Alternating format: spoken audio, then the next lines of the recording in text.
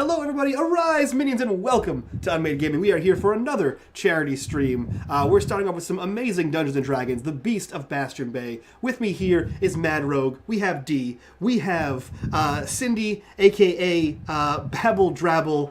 We have the Free Huggles here with us, and last but not least, we have Alphabet Evan to kick off our 12-hour charity stream. I'm looking forward to seeing how this game goes. Looking forward to see how chat explodes. And with that information, guys, please check out our sponsors for the charity. We are sponsored by Mage Hand Press. Everyone who donates will be getting some free supplements from them. We're also sponsored by Easy Roller Dice, and we'll be doing some dice giveaways throughout the length of our entire year-long charity stream. And if you guys want to support the channel, please check out our Patreon. That being said, Cindy, take us away to Bastion Bay.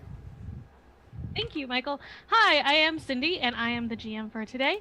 And to let everyone introduce themselves really quickly, give your name, give the pronouns we'll be using, and tell me what your characters are, just really briefly, and what their pronouns are, so I get them right too. Let's start with Devin, because she's at the top of my screen. Hello, I am Amber Grease. I am a female dwarf bard, and that is my pronoun, she. Okay, thank you. And Bobby? Well, not Bobby. Kyle. No, not Kyle. Bill. I'm sorry, we've had a confusion. Bill. Hi, everyone. I'm Bill. Most people know me on the Twitches as Mad Rogue. And today I will be playing Bobby Noah. His pronouns are he, him, just like myself. And he is a wily little inquisitive rogue. All right, thank you. Okay, and so Claire, Free Huggles. I am Free Huggles. I'm the sassy part of Salt and Sassy. I am playing Cerberus Isa, who is a he, unlike me, who is she. And he is a dragonborn cleric. Awesome. Barely out of his teens. Okay. And Evan, are you ready to go? Is your mic on? Okay. Yeah. My mic is now on. My name's Evan. My pronouns are he, his, him. I am playing Nimrieth. He goes by Nim. He's a dragon sorceress tiefling with a mysterious past. So. Okay, thank you. All right, so we can start. This game is called The Beast of Bastion Bay, and I did get it from DM's Guild. It's made by Emmett Byrne, Byrne. So if you really like it, feel free to go and look up it yourself. It's really cool. So the hook for our adventure is each of our intrepid adventurers have been called to the bustling port of Bastion Bay off the Sword Coast to answer the call of Kappa Mariosa, the steward of the town. Recently, a large, seemingly immortal great white shark has been harrying the bay, preventing commerce, sinking ships, and killing anyone unlucky enough to fall in the waters. When the lighted buoys that help ships navigate the treacherous shoreline started going out more than a week ago, Mariosa reached out to various contacts, hoping to assemble a stalwart group that would finally take down this shark. The party had gathered in Baldur's Gate a week ago and boarded Tia's Run, a fast little clipper, along with a few passengers. However, as they entered the bay, the ship was attacked by a monstrous shark. One of the passengers went overboard, and Nim and Amber were able to help them get back on board.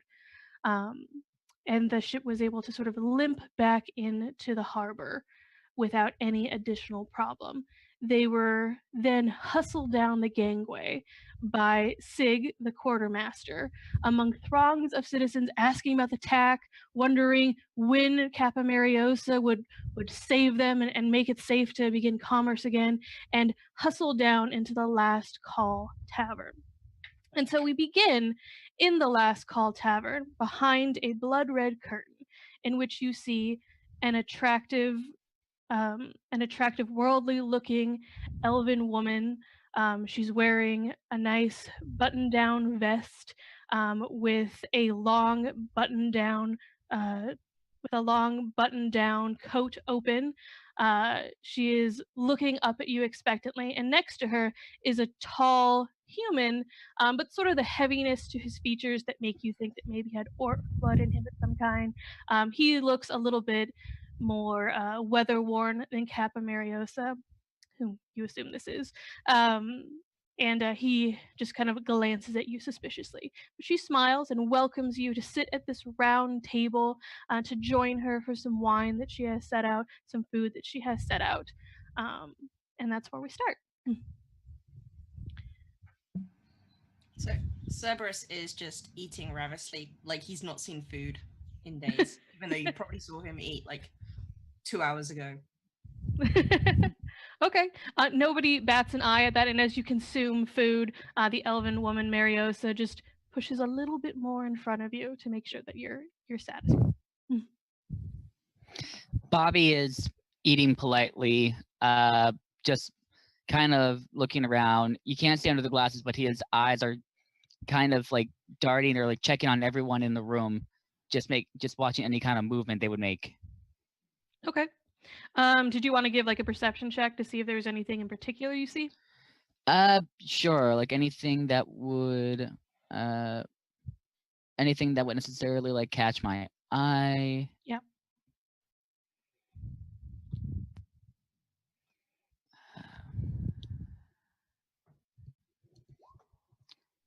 Okay, so 13 total.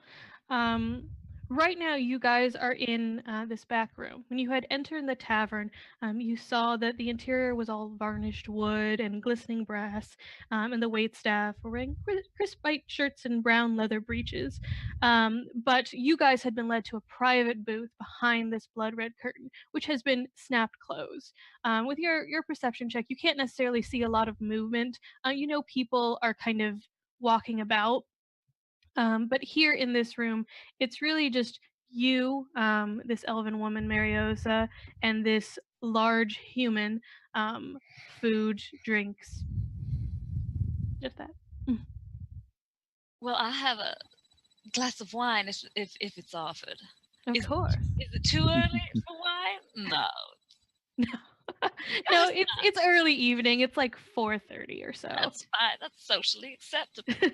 Oh, if it's socially acceptable, I'll have a glass with you. Yeah. Wonderful. And Nim stands in the corner and judges everyone silently. Wonderful. Okay. After you guys have sort of started eating a little bit, Mariosa does just thank you so much for joining us at such a short notice, really, and to have such adventurers as yourself, especially you, Ambergris.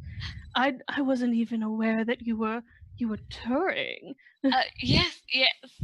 I do tour from time to time. I of course have been asked a number of times to pick up my tours again. Mm-hmm. Well, I'm afraid this may not be as entertaining as you're used to. You see, we have a bit of a shark problem, as I believe Sig, the woman who contacted you, told you about. And usually the old man, as we call him, isn't a particular trouble. I mean, don't fall in the water. But he doesn't attack ships. He doesn't. Oop, we got a little bit of. He doesn't attack ships. He doesn't disrupt shipping lines. Can everyone hear the echo? Yeah, there's just a bit of an echo. Echo. I didn't change anything, so I don't know. Okay, No, I think it's we're normal. better. Thank you. Okay, but he doesn't attack ships. He doesn't disrupt shipping. And to make matters worse, which I didn't tell you, and have Sig tell you when she contacted you, is that he appears to have gone immortal. We're fairly certain we've killed him 2 or 3 times. And yet he seems to keep coming back.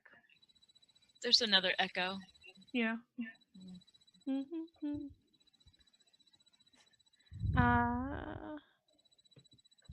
Okay, do we still have the echo? There's still an echo. Michael, is there anything I can do?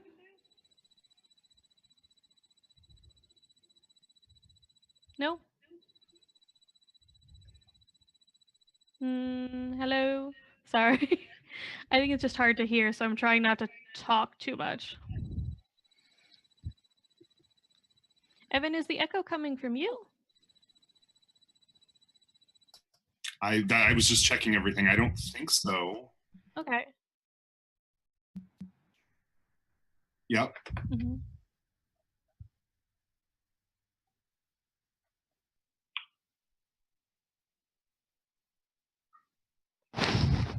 Oh, I clicked the wrong one. My bad. Sorry. That's cool. Mm-hmm.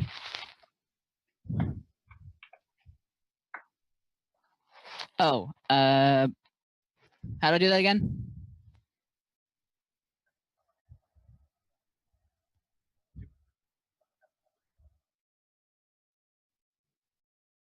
Okay. Okay. So is the echo all gone? Seems gone to me. Sounds gone to me. All right. Okay. So let me just go back to the top because it was totally hard to hear. I was trying to push through, but sometimes that doesn't work. So Kappa Mariosa tells you that, the old man has been around for 30, 40, 50 years, longer than she's been the Kappa of this town, but has never really posed a problem. You don't want to fall in the water. But other than that, it's not an issue. Until lately, when he seems to have gone immortal, and they've killed him, they think 2 or 3 times at this point, and he keeps coming back. And so really, what she's hoping you'll do is you'll take care of the old man as he is, and also figure out what in the world is happening and why he's coming back. And there is one additional thing she would like. About 3 days ago, they lost the use of their lighthouse.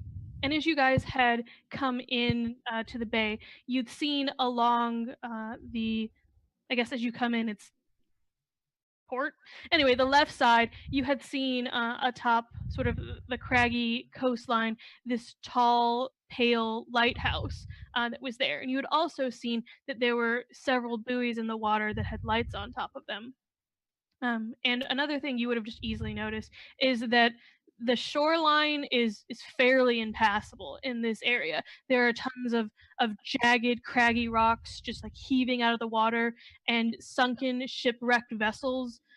It's incredibly hard to navigate without knowing like the currents and having light, especially at night. So you can see that she's getting very serious about not having this lighthouse anymore. And she'll tell you that about 3 days ago, one of their lighthouse keepers, a man named Fezzik, went over to relieve the other lighthouse keeper, Merrick. And Merrick never came back to shore. And Merrick's wife has gotten very aggressive about this whole thing and is making people very paranoid, really. They'll handle it. They don't have to get paranoid about it. And so after you take care of the sharks, you'd really love it if you could just check into the lighthouse, see what happened to them, cover a body if you can. That would probably go a long way towards making the widow Merrick less aggressive. Understandable. Sounds doable. Okay. What happened before the shark changed his temperament? Do you mean what do you mean? Before he started attacking ships, you said he was fine, reasonable, did what sharks do. Mm-hmm. But he changed. What happened? I couldn't tell you. I mean, we've had just increasingly good luck here in Bastion Bay since I became the Kappa. Our economy has gone up. We've had more people moving here. We've had more merchants wanting to use this as a port of call. I couldn't say why he would become more aggressive. More boats? Yes, I'd say there are a few more boats now than there were. And he kind of sits back in his chair.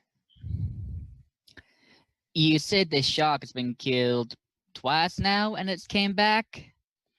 Well, as far as we can tell, it's not like our people just take getting their boats sunk lying down. We have harpoons on some of our ships, depending on what kind they are. We have ballista, and they will shoot at the creature, and they've said they've hit it. They've said they've seen it sink below the waves, but it's come back. Sure, it's not like the same species of shark and the same size. Like, is this some kind of special breed? It is a great white shark, and it is uncommonly large. Um, gosh, close to 30 feet, I'd say. Usually sharks in this water are 15 to 20. No, they usually don't grow that size. I'll grant you that. So we're fairly certain it's the old man. The one that attacked our little boat was there were all these little pock marks in it. Is that what they call them when it's shark-related injuries in a shark? Is that pock-marked? No, I don't think that's the term, but it was a very injured-looking shark. You mean scars? Yes, scars. Scars. That's the word. Scars. Harpoon scars. All over its little back. Giant back. Because it's a giant shark. Safe to assume that is the same shark then. Okay. Do Kappa, could you tell us, you know about sharks? Do they normally ram ships? Is that something they do? Just as a shark fun thing? No, I would say that sharks aren't aggressive towards people unless there's a reason to be, and they certainly wouldn't be attacking ships that are their own size or larger. There's no blood in the water. There's no fishing going around. I can't understand why an animal would go after a ship. That is unusual then. My goodness. And she's gonna sort of play with the pearls that are in her beard. She has just a nice little pointed dwarf beard. Goodness. Clutch the pearls. So Mariosa will ask, so would you be willing to go with Captain Jason? And she gestures towards the large, heretofore silent man next to her. Would you be willing to go out with him tomorrow morning on his ship, the Sea Snake, and lure out the shark and hopefully take care of it once and for all? I ain't got no issue with that. Will it be a bigger boat? Yes, it will be a bigger boat. Wonderful. I'll be there in the morning then. We are gonna need a bigger boat. Understandable. The Sea Snake is a sailing ship, a little bit slower than Tia's run, but larger and actually equipped for combat if necessary. And of course, as I had Sig tell all of you, you will be compensated for this. 300 gold apiece, 50 gold up front in good faith, and the rest when you come back with the shark dead and hopefully Merrick's body recovered. Well, for that kind of gold, you get the head, the tail, the whole damn thing. Am I right, everyone? Yes, of course. So does that sound killing good it to is the way we're gonna go. What's that, Evan? We're gonna kill it. We're killing it. Death. That's the way to go. Yes, I think that's best. It has already lived out its life. Twicefold, should these words be believed. It is time. Well, I'd say let's do the impossible. Let's try to kill an immortal. Nothing is truly immortal except the gods. And I drink my water. Excellent. I love to hear that. We have some rooms for you in the inn attached to the Last Call Tavern, and you can just spend the night there as you wish. And in the morning, meet at the docks around dawn at the Sea Snake. But I'll leave the rest of you to talk amongst yourself to finish your meal. It's so lovely to meet all of you, and she'll shake hands. If you shake hands, she'll nod her head. If you're a little more reticent, and then she'll leave, and Captain Jason will stand up and be like, "See you in the morning, guys." Which And is he'll your walk out. boat, Captain? What's that? Which is your boat, Captain? It's the Sea Snake. Sea Snake. What's Yota's name? Indeed, she's a good one. Okay. And does the captain leave? Yes, he will leave, and you all can be left alone behind this curtain to talk amongst yourselves. Well, I don't know about a lot of you, but I haven't that much experience with sharks, but I know they're not immortal. They go down after a couple harpoons to the back or a couple shots to the back. Something tells me there's something abnormal about this shark, and well, something tells me you gotta do with that lighthouse too. There's some magic afoot. Quite. Probably. I agree. I smell magic. Sharks don't grow that large. And they certainly usually die when you kill them. That does make sense. I'm not an expert, of course. Nim, you seemed a bit upset about us killing it. Is that something you're not comfortable with? It just seems like the normal response to kill things that we don't understand, but If there was another way, would you be more obliged to it? Like some way we could tame it? absolutely. Can My- sharks be tamed? I'm not an expert on sharks. Neither am I, but I suppose we can try. I might say what's the trouble of trying to kill it, only for it to come back again. Fair. But, when your peoples have been hunted down for millennia, going to death and killing is the first resort. I couldn't tell you. Hashtag Okay. awkward. Yeah, you can definitely tell that Nim is not comfortable with this situation, and I think most people would understand that tieflings. I don't remember, Evan, if you said that Nim was a tiefling or not, but Nim is a tiefling, and depending on where you are in the world, tieflings aren't well treated. Nim knows magic, so maybe we could, I don't know, get rid of the magic on the shark. It's worth a shot. Maybe that's something that could happen. But Well- if it is magic. Maybe someone's bespelled the shark. Some Likely kind of it's agitated by the increase in traffic through its home. that sounds about right. Maybe it just keeps confusing the ships for us food. You don't think this might be necromancy or something, right? That was my first instinct. I mean, Maybe. Possible. If it keeps coming back. potentially. A fair assumption. I also have reason to believe that the type of traffic and not only the increased amount has changed. So maybe there's something different in what the boats were doing before as they are now. She said there was no, or Mariosa said there was no additional chum in the water, but who knows? I mean, maybe they offered up a sacrifice to it as they paid passage before. Would we know exactly what primarily is being shipped in and out of the port? Like, is there something specific that it would that they import or export? I think that would be a history check. All right. Oh, good. I'm proficient in history. 14. 14. Ooh, +5. Yeah. Well, that's with the +5, I think. Is it with Roll20? Yeah, it is. Okay, so is it a 14 or a 20? It's a 14. Okay, cool. So 14. All right. You're fairly far down south at this point. And I would say you're not particularly aware of anything that might have been here.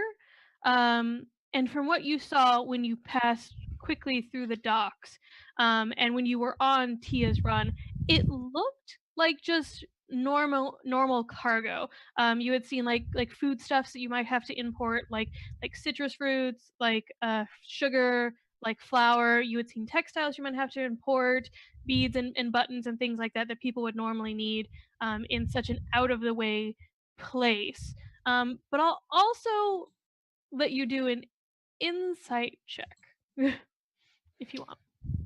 All right. 19. Ooh, that's good. Yeah. You also start piecing together what you saw of those shipwrecked vessels along the rock, and you kind of think that maybe there was something illegal going down here, because some of those ships had looked like they were military grade, and some of them had looked like they came from other areas. So you wonder if ships weren't deliberately like shipwrecked here, or people weren't running from military ships down here for some reason. And why run from a military grade ship if you don't have to? So maybe something illegal. And I would say that I'll just say that to the party, like something's fishy. I've definitely seen a few people running from military grade ships. Unless you have something to hide, there's no reason to run. Smugglers, maybe. Agreed. Smuggling.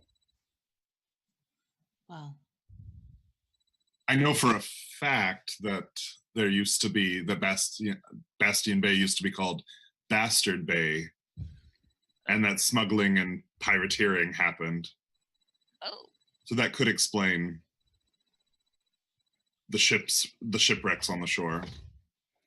Maybe we got some stragglers from those old days trying to smuggle something in. Maybe that's what's attracting it. or maybe they just put a new face on the town and kept their old reputation going. That sounds more like it. Let's be honest. the second career, but it's really just the first career. Yes. Well, I guess we're still going in the morning.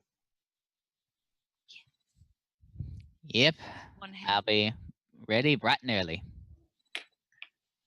Fine early.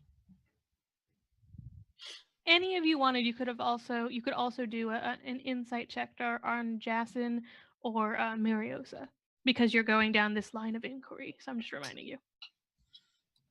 Like to do maybe an insight check on Mariosa.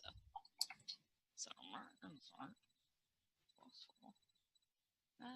why is this not working?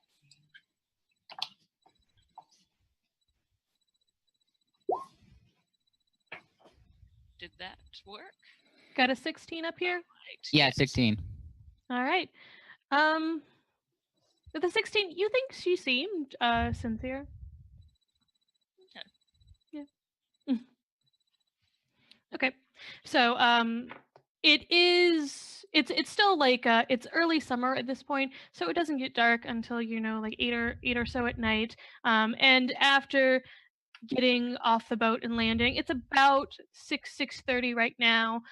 Shops are closing down outside. More people are coming into the tavern to drink. You do have an early morning. Do you want to just settle in and get your long rest as needed, or is there anything else you want to do before you get started in the morning?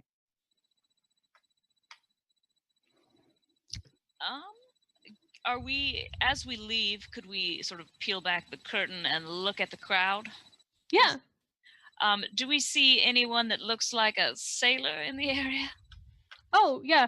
A lot of people in the area have some sort of trade with, have some sort of sailor-ish trade. And you can see that Captain Alceras, who was the captain of Tia's run, is Yeah. in there with Sig, and is just drinking with her and laughing uproariously, occasionally putting his hand on her shoulder, and she's like, ha ha ha ha, and having a good time.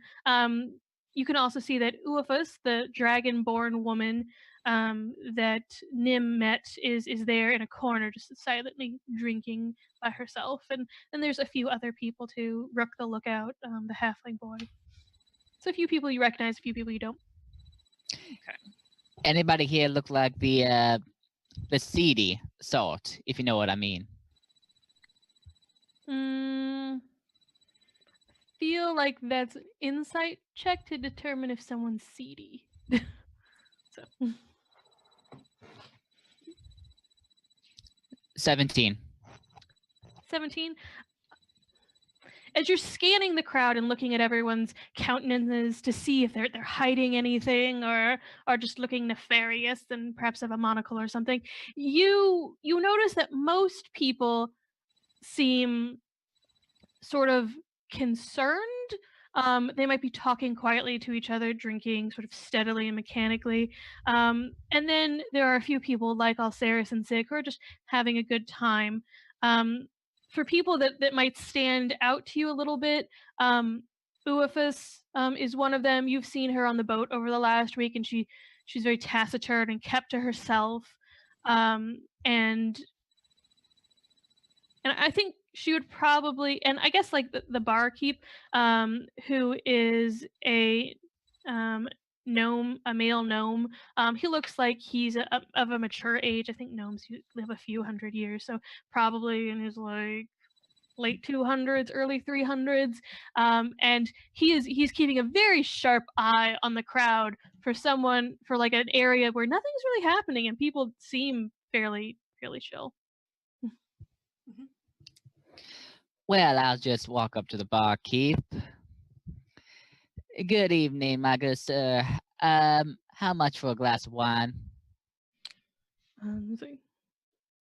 Well, weren't you with Mariosa? Yes, I was. Well, she had several carafes. Did you run out? I'll just take a refill if you don't mind. Sure. I believe it's on her tab, and he'll go and red or white or dessert or what kind would you like? He'll just give you, I think, some nice. It's blackberry flavored wine. Exquisite, thank you. I have to ask, by the way, are you waiting for someone? You seem rather jumpy. Well, the old man's been harassing people, so a little bit jumpy. But we Everyone's, I are. think, a little bit jumpy. But we're on land, aren't we? You should be safe here. It seems like you're worried more about something going on or someone coming in. Well, I mean, the old man's been coming back alive, so who knows what could happen? He could suddenly sprout legs and just charge in here and kill us all. It's an issue. It could be an issue. All right, let's not be that ridiculous. I feel like if he would have sprouted legs, he would have by now. Look, I'm only looking to help you out here. If you're looking for someone, I'm a private detective. I can help you with that.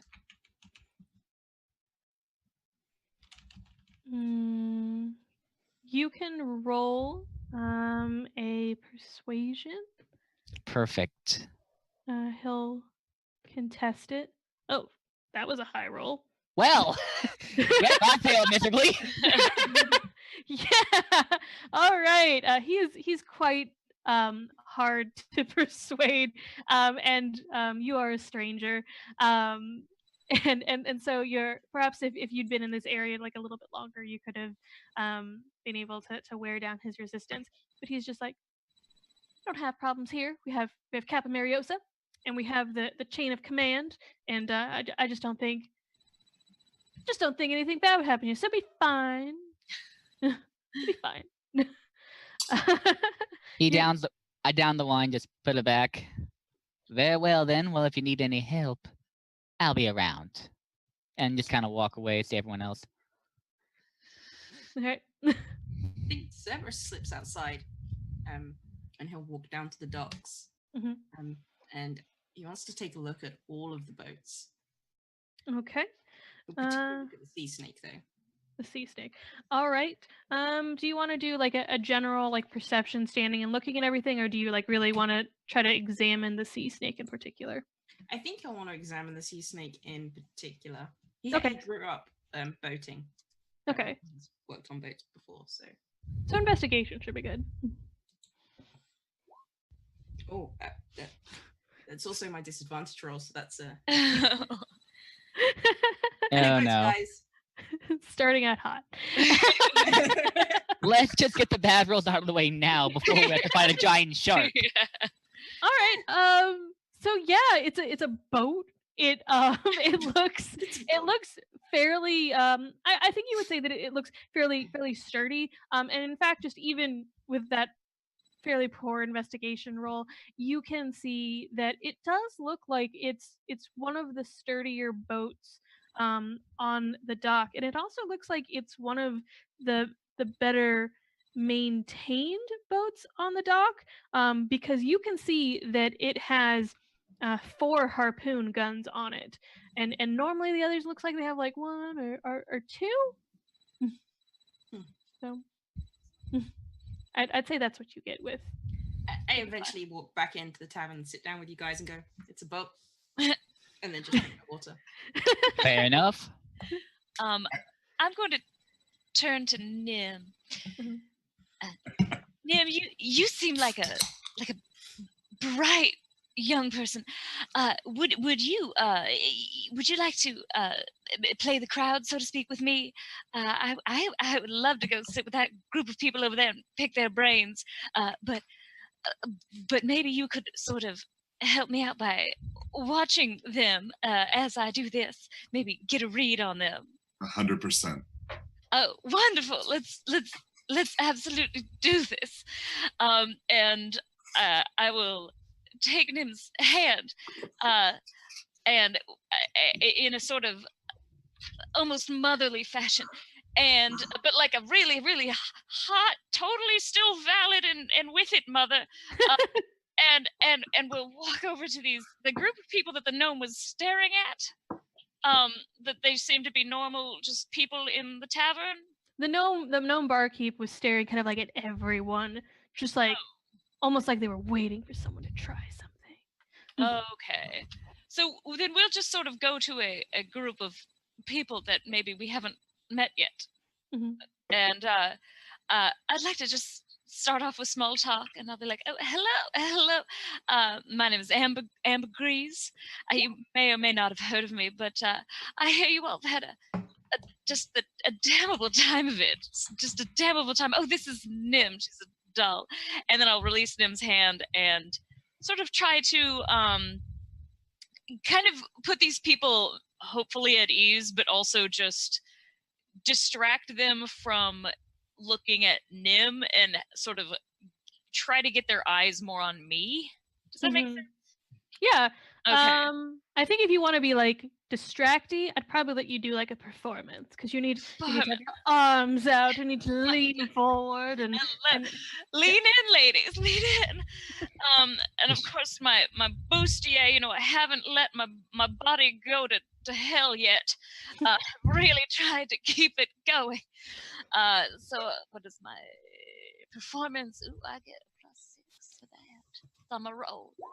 Oh, good lord. all right. Yeah. Almost got it.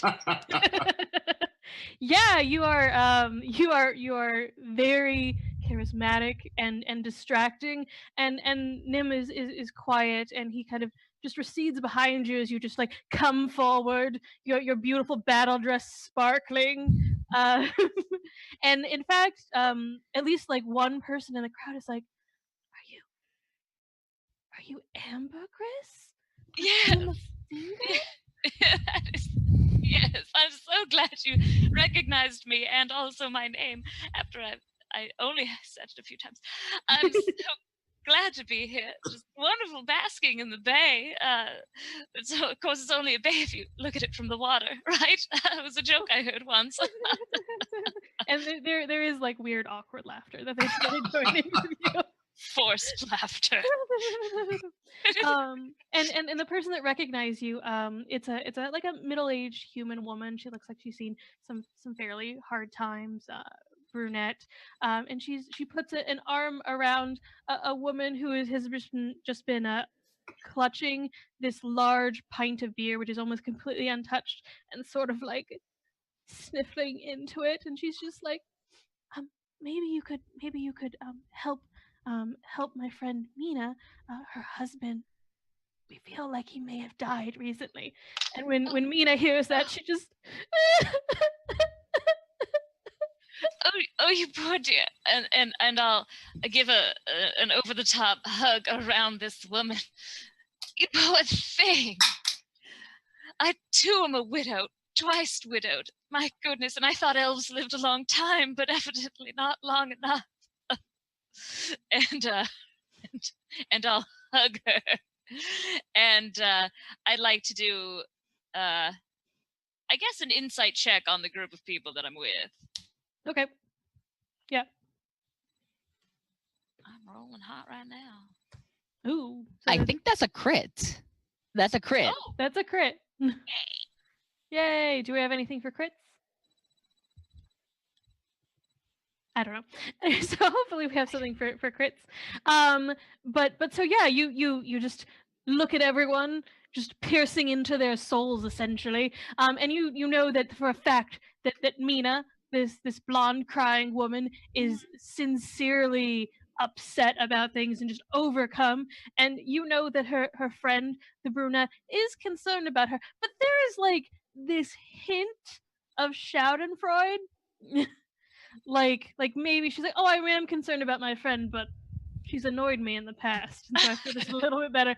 And the other people, there's 3 other people, all human, and they look like maybe they look like they're sincerely concerned, but mostly concerned about themselves, but also using this time with their neighbor Mina to let out that concern. Okay. Yeah. All right. And then I guess, look to Nim and just kind of do a... and then leave these people. Okay. The blonde woman will thank you and be like, and if I guess if you could help Mina and get her husband back, that'd be lovely. Thank you. Oh, we'll definitely try. Mm-hmm. And Mina's just like, it's all Pat Marios' fault. She cries Oh. after a drink. And you can hear that if you're walking. Oh? Mhm. Do tell. Who you walking away and then you're like, Yeah. I love gossip. And just like I don't even have my elbow on anything. I'm just holding my elbow and doing this. Well, you are a dwarf, so I feel like your face is just like 6 inches above the table. So It's true. okay. So yeah, Mina will kind of just cry and be like, it's just she probably wanted this. She probably wanted this to happen so everyone would know that she's the best. She never even liked Merrick. And I'm gonna look at Nim. I'm just kind of like see if I can convey you getting anything out of this.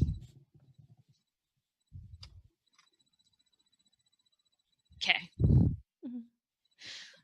And if Bobby No or Cerebrus are nearby, this is not a quiet conversation. And Mina is in fact quite loud when she cries.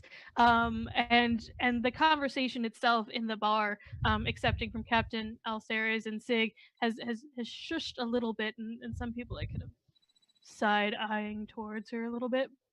So you guys can also see and interact with this if you wanted.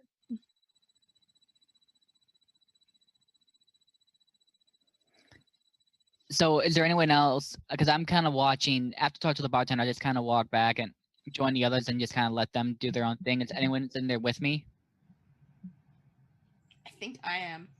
Mm-hmm. I think I'll just kind of mutter. It seems like they're afraid of our employer. I suppose something I should keep in mind.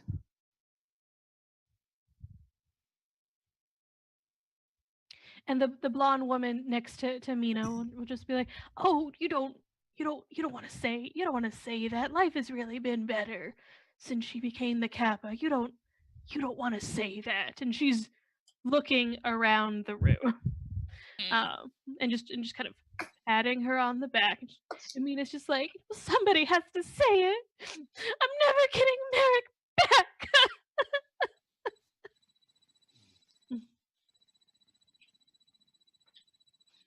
Well, sweetie, there's always husband number 2.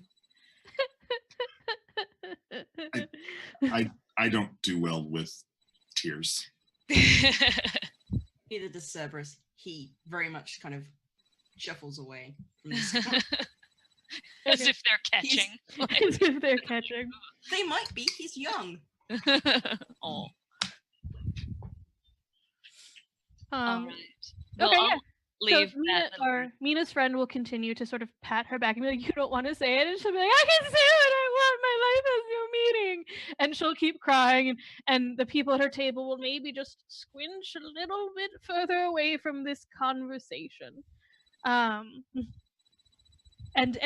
you can kind of be forgotten and leave if you want. But any one of you can make a perception check at this point, since you are kind of looking in the room and there's been a change in tone. I absolutely will do that. I am awesome at this. I roll really high, guys, all the time. Seriously. I mean, I rolled a 3. 14. And Evan, you said you're having a hard time rolling. Yeah, I don't know why though. Do you see on the Roll20 white grid where there are several Yeah, I have icons? it up now, but for some reason when I enter to roll it. Oh, you got one. Oh, okay. Okay. Is that Oh, your no. correct perception? I think so. Okay, cool. So we got a 9, a 14, a 3, and a 6. All right. Ouch. So Nim is very uncomfortable and is not paying attention, and so is Cerebrus, and really Amber just can't understand such theatrics. There's always husband number 2, but fortunately Bobby Noah is paying attention, and you can see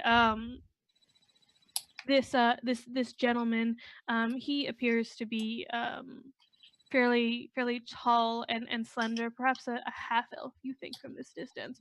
And he is very deliberately drinks a drink, catches your eye, puts it down, and then stands up and rolls a shoulder towards the door and walks out.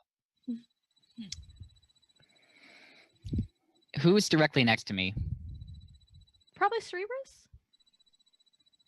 I'll like nudge her a little bit, like, it seems like I got a request to meet someone outside. Stay close, will ya? And I'll kind of walk out and just be on guard of like, okay, I know this is gonna end badly, but let's see what happens. Okay. Do we notice them leaving, or would that be another rule? You guys aren't sneaking. You haven't said you want to do a stealth or anything, right? You're just casually walking out.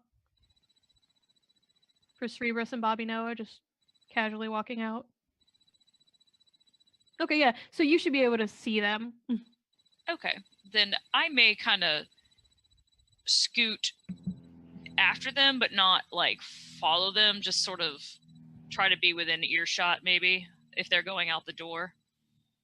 Okay. Is that what Nim would want to do too? I think Nim would. Is anyone in the room currently staring at Nim? Or I would say that nobody is looking at Nim. Let me call. So nobody is looking at Nim. But every once in a while, if you've glanced over at Uafis, she's just like looked at you and kind of like rolled her eyes at this whole thing. You guys share a bond now. So then, yeah, I think I will, give a signal to Uafis and follow Amber Grease. All right, she'll very just sort of like just the slightest tap of her glass, and you can head out. And when you do, Bobby Noah, you head out and you see that there are quite a few people less down the street. It's a fairly wide avenue. You have the docks over towards your left with the pier heading out, and then the shoreline running along it, and then you have shops kind of facing it, shops and homes and shop homes, because utilitarianism, you do both. And this half-elf gentleman is just like slowly like walking, and then he stops by the front of a general store and just kind of like looks and waits until you come up to him, and he's just like, just a fine night out, isn't it? Yes, indeed. Mm-hmm. Do you suppose those guards over there having a fine night too? Any gestures just ever so subtly further down the street, which if you look, you can catch just like the faintest glint of like studded leather armor, and there appears and a little bit of like a halberd. He's half elven, right? Yeah. So I'm gonna try, because I speak fluent elf. I'm just gonna look at him and just say in elven. Depends on if they can speak an elven tongue. And he'll switch to elven too, and he'll be like, I doubt it. Feel like they only really speak to the Kappa, if you know what I mean. Well, and I'm still speaking in elven. Mhm. Well, you got something on your mind. You might as well tell us now. Just having a conversation, just letting you know. Seem to be nice people. A little new though. I suspect you haven't heard of the chain of command. I might be getting an idea.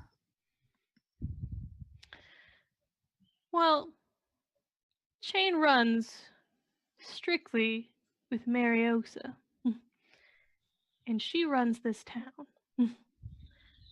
So don't I just wouldn't get on her bad side and maybe be seen with people who might be a little loose with their talk.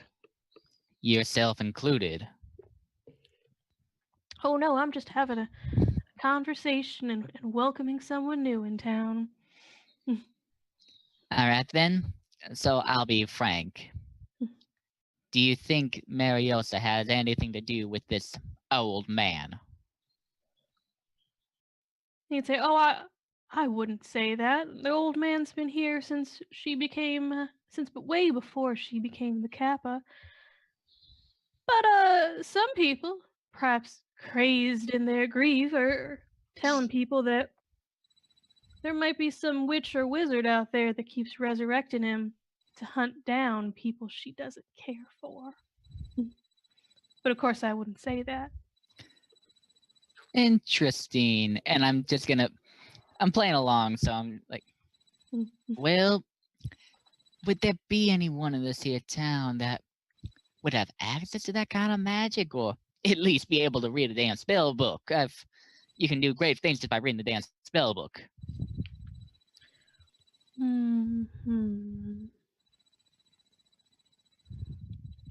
I wouldn't say in town, but there's a reason parents tell their kids not to catch tadpoles over on Bastion Bay, a little further that way. And he gestures closer to where the White House is. Interesting. Alright then. Quick question.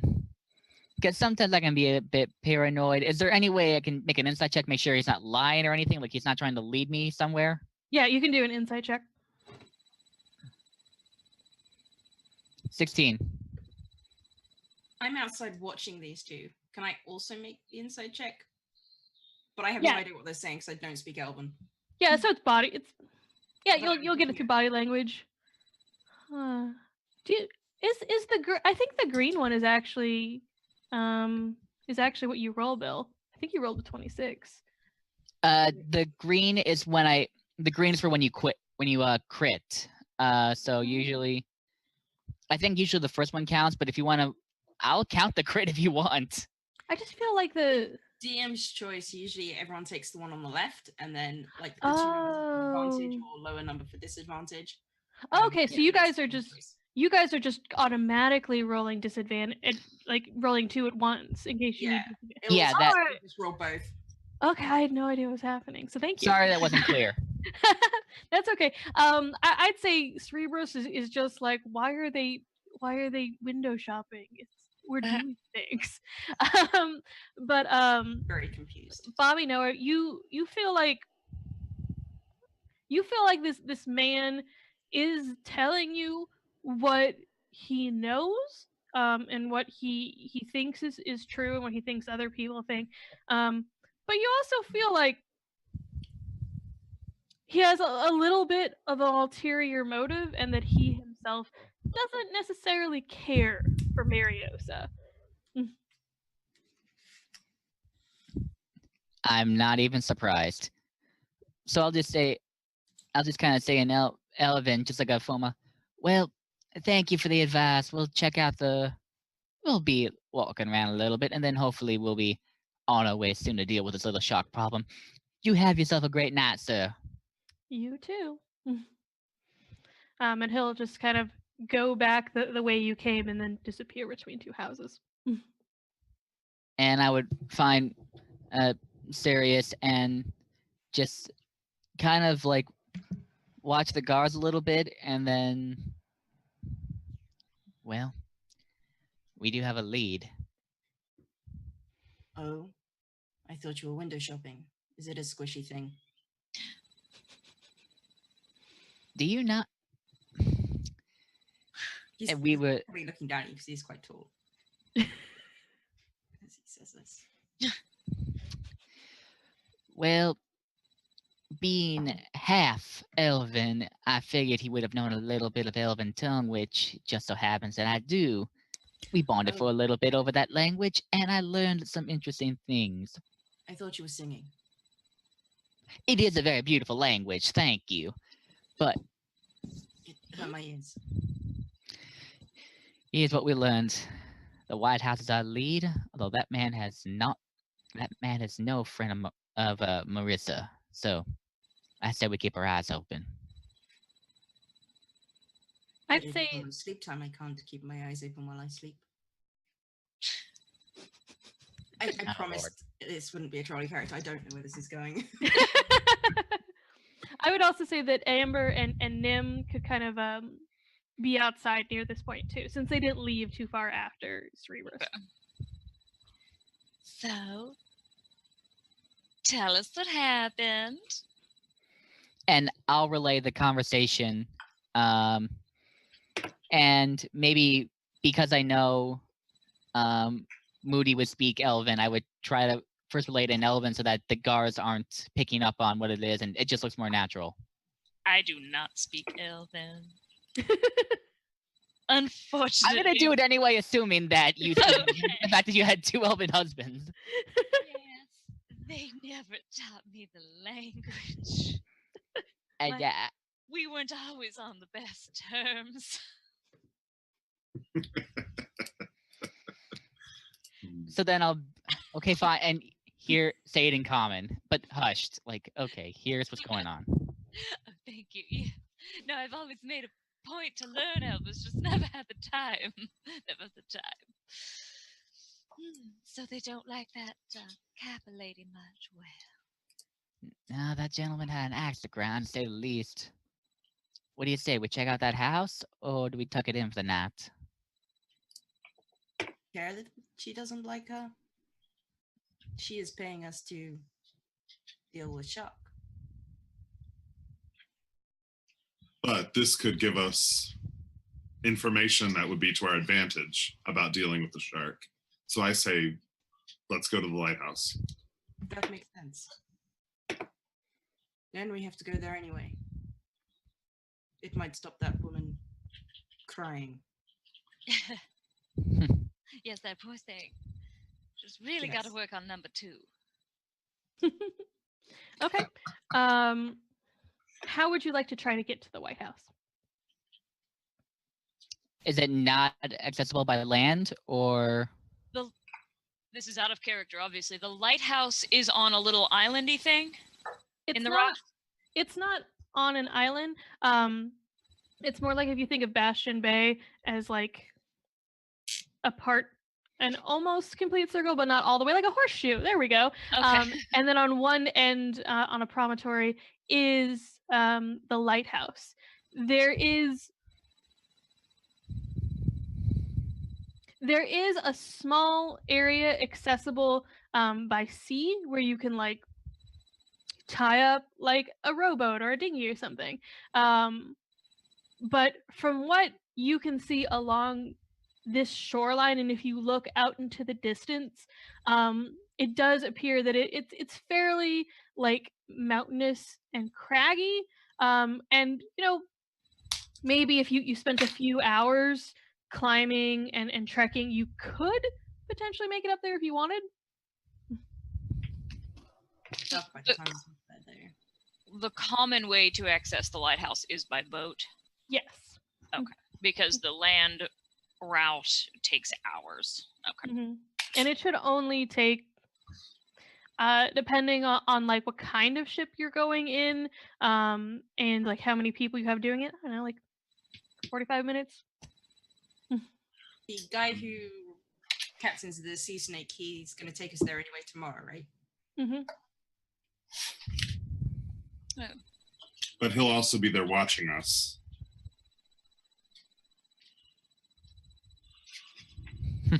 True. And Well, I have no extra grind in this. if we really needed to, I'm not half bad at sneaking around. And I can probably do some investigating, see what we can find if you guys mind distracting the captain. oh, I don't mind distracting at all. That's what I figured. Yes. So this is out of game, but how far away would it be if, like, from where we are straight to the lighthouse across the water, roughly?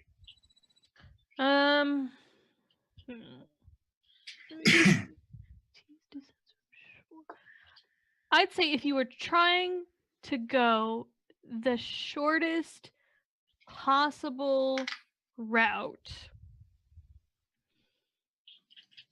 I'm getting my distances all catawampus, so don't pay attention until I tell you something specifically because I'm getting it messed up. But I would say if you were looking at the shortest possible route, 1,500 feet. Okay. So 1,500 feet from dock to lighthouse, as the crow flies.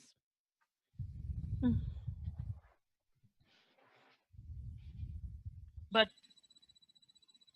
the rocks in the water were fairly treacherous, and to get to that lighthouse, you would need someone who knew the currents, correct? Or at least that's what it appeared on our way in. Mm-hmm. And we probably also don't want to take the chance of running into the old man. Yeah, details. Why not? We were sent here to deal with him. Now is as good a time as any. But, I prefer to deal with him. Curious is your answer than actually challenging anyone. yeah. I just think without the harpoonists and the boat, we might be a bit, I don't want to get caught on a dinghy with a shark. I would have to agree with that. I prefer to be more prepared should we run into this immortal great white. And I don't believe you about the dinghy comment. You love dinghies. Well, that is true, Nip. You can read me. Like a cheap romance novel. Oh, cheap? Never. Never cheap, darling. You're my favorite, Amber. Thank you. Thank you. You really ought to go to one of my performances. I'll give you free tickets. Okay, so what would you guys like to do tonight then? Sleep? I think Cerberus looks up and goes, "It is almost my bedtime." Okay. Oh, you young thing. It's true. I think I'll do the same thing. I'll just... Well, we got an early day anyway. And just go to bed. All right. It says it's early. Weird. Okay. Yeah, it's been a fairly long day too. And you guys have been in a small ship where you were sleeping on hammocks strung from the ceilings or walls. And so when you go into the Last Call Tavern and request your rooms, and you can be led down a connecting passageway into attached inn, and you find that for the first time in a week, you are each given actual beds. Not the nicest in the world, but clean and fairly comfortable, and you can spend a good night and get anything you might have spent back, and are ready and well rested for the next day. And if you make your way out to the docks,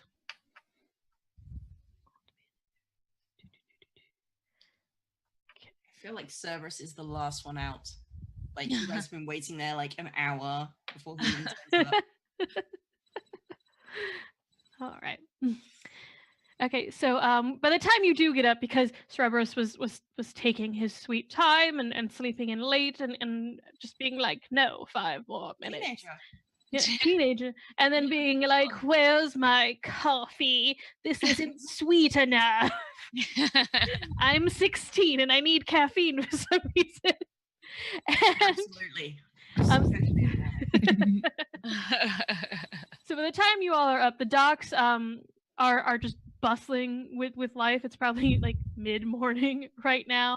And you make your way over to the sea snake, and you know it's there because you know it's a sea snake because Cerebrus looked at it last night. It says sea snake on one side, and there's also just a giant hissing serpent glaring from the prow of it. So it's very easy for any of you to know, even the ones of you that didn't investigate it last night. And you can make your way up to the gangplank and see that hulking figure of Captain Jason talking with Mariosa. And she turns and walks down the gangplank towards you, just says, it's about time. Jason was going to leave without you. And then she just brushes past you and says, good hunting. And then seemingly just out of the crowd, 2 individuals in studded leather armor, their little halberds just go up, just turn and walk with her, and she walks away. Busy lady, ain't she? Yeah. Busy isn't the word I'd use. A different B word. Yes, Nim. Oh, never. No. Okay. So the sea snake, it has a full crew of 20. It has those 4 harpoon guns, 6 lifeboats as well. And Jason will see you guys kind of down there, and he's like, "Oh, come! You need to we need to assign stations. I need to let you know the plan of attack. We're going to do this. We're going to kill that shark." Oh, all right, calm down. That's way too early in the morning. Just run us through it. It's mid. Okay. Well, anyway. Okay. And he'll take you to these 4 harpoons. And it's just like, any of you good with a shot?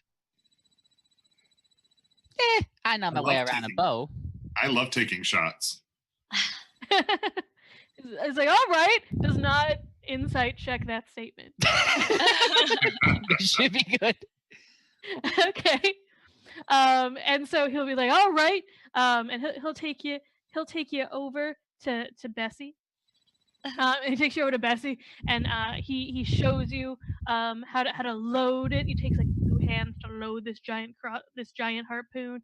And there's a snake, not a snake, that'd be weird. And there's a rope affixed to it.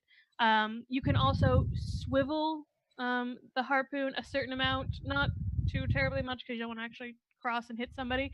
And all you have to do that is mechanically, it's a D20, and plus your dexterity.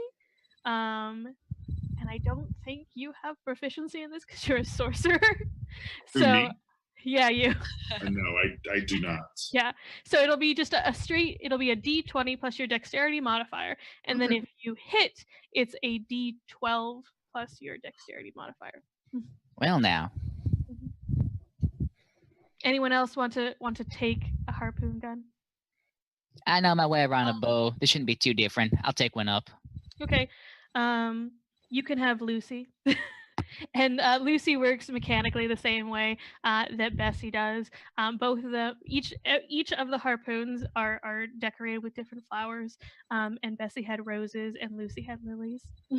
Anyone else want to take either of the 2? I'm proficient with a crossbow. Would that? So technically, sure. Oh wait, then in that case, then yeah, I'm good. Oh, okay. Heavy Sorry about that. crossbow? Oh no, you didn't say heavy. It's a harpoon gun. Are you? Fair, fair. If you're, I'd say if you're proficient with a heavy harpoon or a heavy crossbow, you can be proficient in this gun. But otherwise, just that. So Nim delusionally thinks that it's just like his light crossbow. yeah, it's the same size he is. So. All right. So Amber wants to take one as well.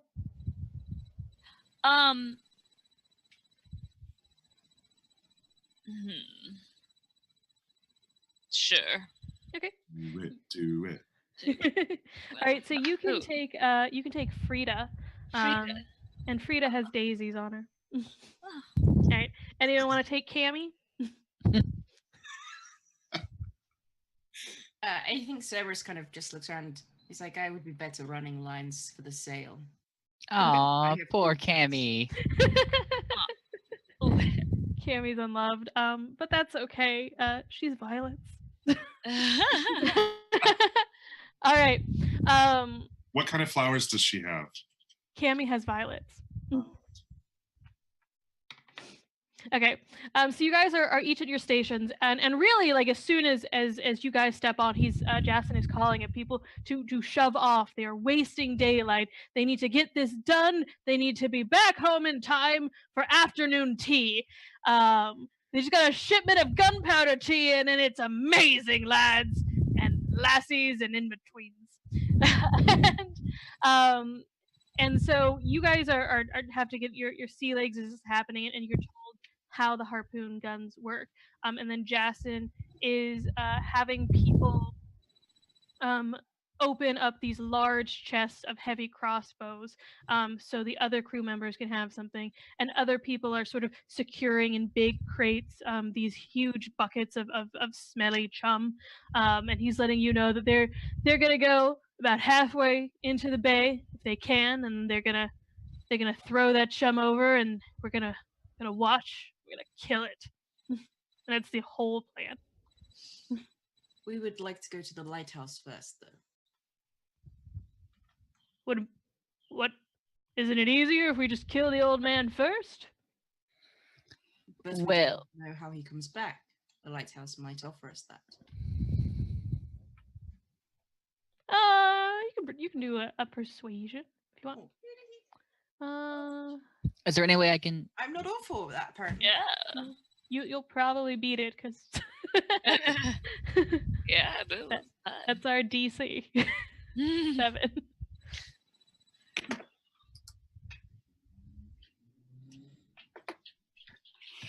So Claire, Oh, is that your persuasion? I think so, right? The 24 there, Claire? Yep. Okay, yeah. Okay, cool. So yeah, so you kind of had this look in your eye that also lets Jason know that you too know your way around a ship. You can be trusted, unlike these landlubbers with their fancy dresses and weird staves and reflective glasses. Weird Doesn't even crossbow. know. How dare! And he's like, all right, could be more efficient. Never tried efficiency before, but I'm willing to give it a go. And so he'll shout the order at people to keep an eye out. Change of plans to the lighthouse first. And you guys can do you want weapon proficiency? All right. As you guys make your way out into the open water, the sea snake just weaves through the jagged rocks closer to shore with ease. And as you're nearing about the half hour mark, do 20. Not. How dare you? I need my advanced dice roller. Thank you. All right, 5. All right. You hear from the crow's nest the call of shark. And you see that the young man on top of it is pointing out into the water towards the open ocean, where you see a fin slice through the water towards you and then disappear underneath the waves. Is there something you want to do at this point? You're still like a 10-minute 10 minutes or so from as close as the sea snake can get to the lighthouse. And the shark is coming toward us. Mm-hmm. Well, that's convenient. Ah. I would, knowing that he rams boats, I would like to grab a line of something and tie it around me, because I will be the first to fall overboard if I continue rolling. Okay, so you just want to grab something to make sure you don't fall over. Is there something that anyone else wants to do? I would like to. My harpoon gun is attached to the boat itself, correct? Yes. Okay, so I'm just gonna like get a good old grasp on that, and the shark is too far away for detect magic, correct? What's the range on detect magic? I think it's like 30 feet, maybe. I don't have anything memorized. I've got this here. That's not the right one.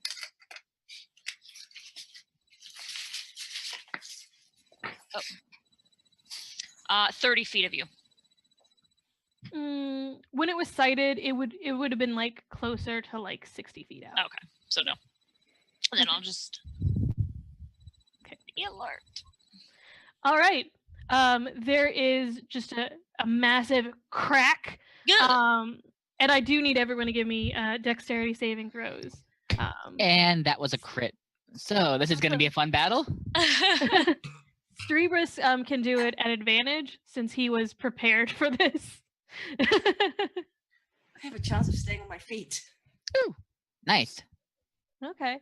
But that is I believe a 7 for Ambergris. And I don't see anything yet for Nim. Okay, that's another 7. Yeah, so synchronize. This massive crack hits the ship, and the two of you just immediately go cartwheeling overboard and just hit the water with a splash. While both Bobby Noah and Cerebrus just ready themselves. I look to Bobby. Well, I guess you don't need that chum now. No, probably not. Although we should probably help them. And I'm running over to see if I can find them and see if I can see the shark. Okay, they fell over on the opposite side of where the shark hit. So the shark would have come up on like your left-hand side. I'm not going to use nautical terms. I'm just going to mess it up. Port. I know, but I don't want. Okay, fine. It went on your port side. They went over on the starboard side. So which do you want to do? I think I'll just shout at the crew. Well, on the other side, take care of my friends. I'll deal with him. And I'll just ready Lucy and kind of like lower my glasses and try to Can I see the shark?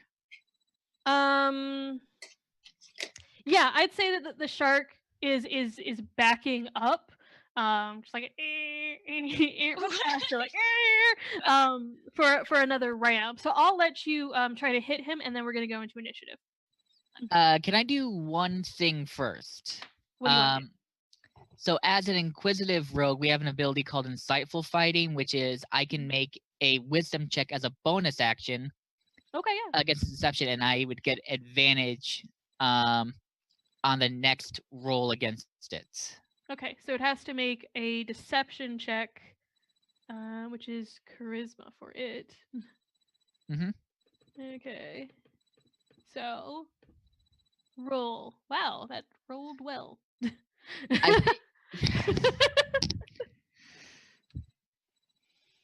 Okay, let me make sure it doesn't have anything weird against it that would make it easier. Nope. So insight, we use the first run, right? So that's a 23 for you? And that's, yeah. Yeah. Okay, so yeah, despite how weirdly deceptive this shark is, you manage to see into it, and you can use a sneak attack against the target, even if you don't have advantage on it, and yep. So you get that for the next minute. Well, I would just aim Lucy and just say, "Smile, you son of a whatever you are." And then boom. Yep. Okay, roll to hit.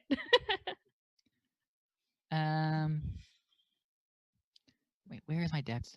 Just gonna roll. 13. 13 to hit. Yes. It's a very large creature, so it's fairly easy to see, and you just sort of slam into the top of it. It embeds way deep into this shark. Give me your damage. So it's a D12 plus your sneak attack. Plus 3, and then did I always forget. 5 is 3d6 for sneak attack. Yeah, I just adding. Crap! I forgot how to do damage on this thing sometimes.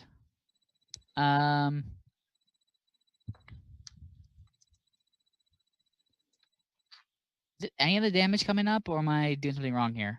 I'm just saying that you're typing. You can always use the dice roller button if that would be more helpful. No, it's a base. I don't want to do that.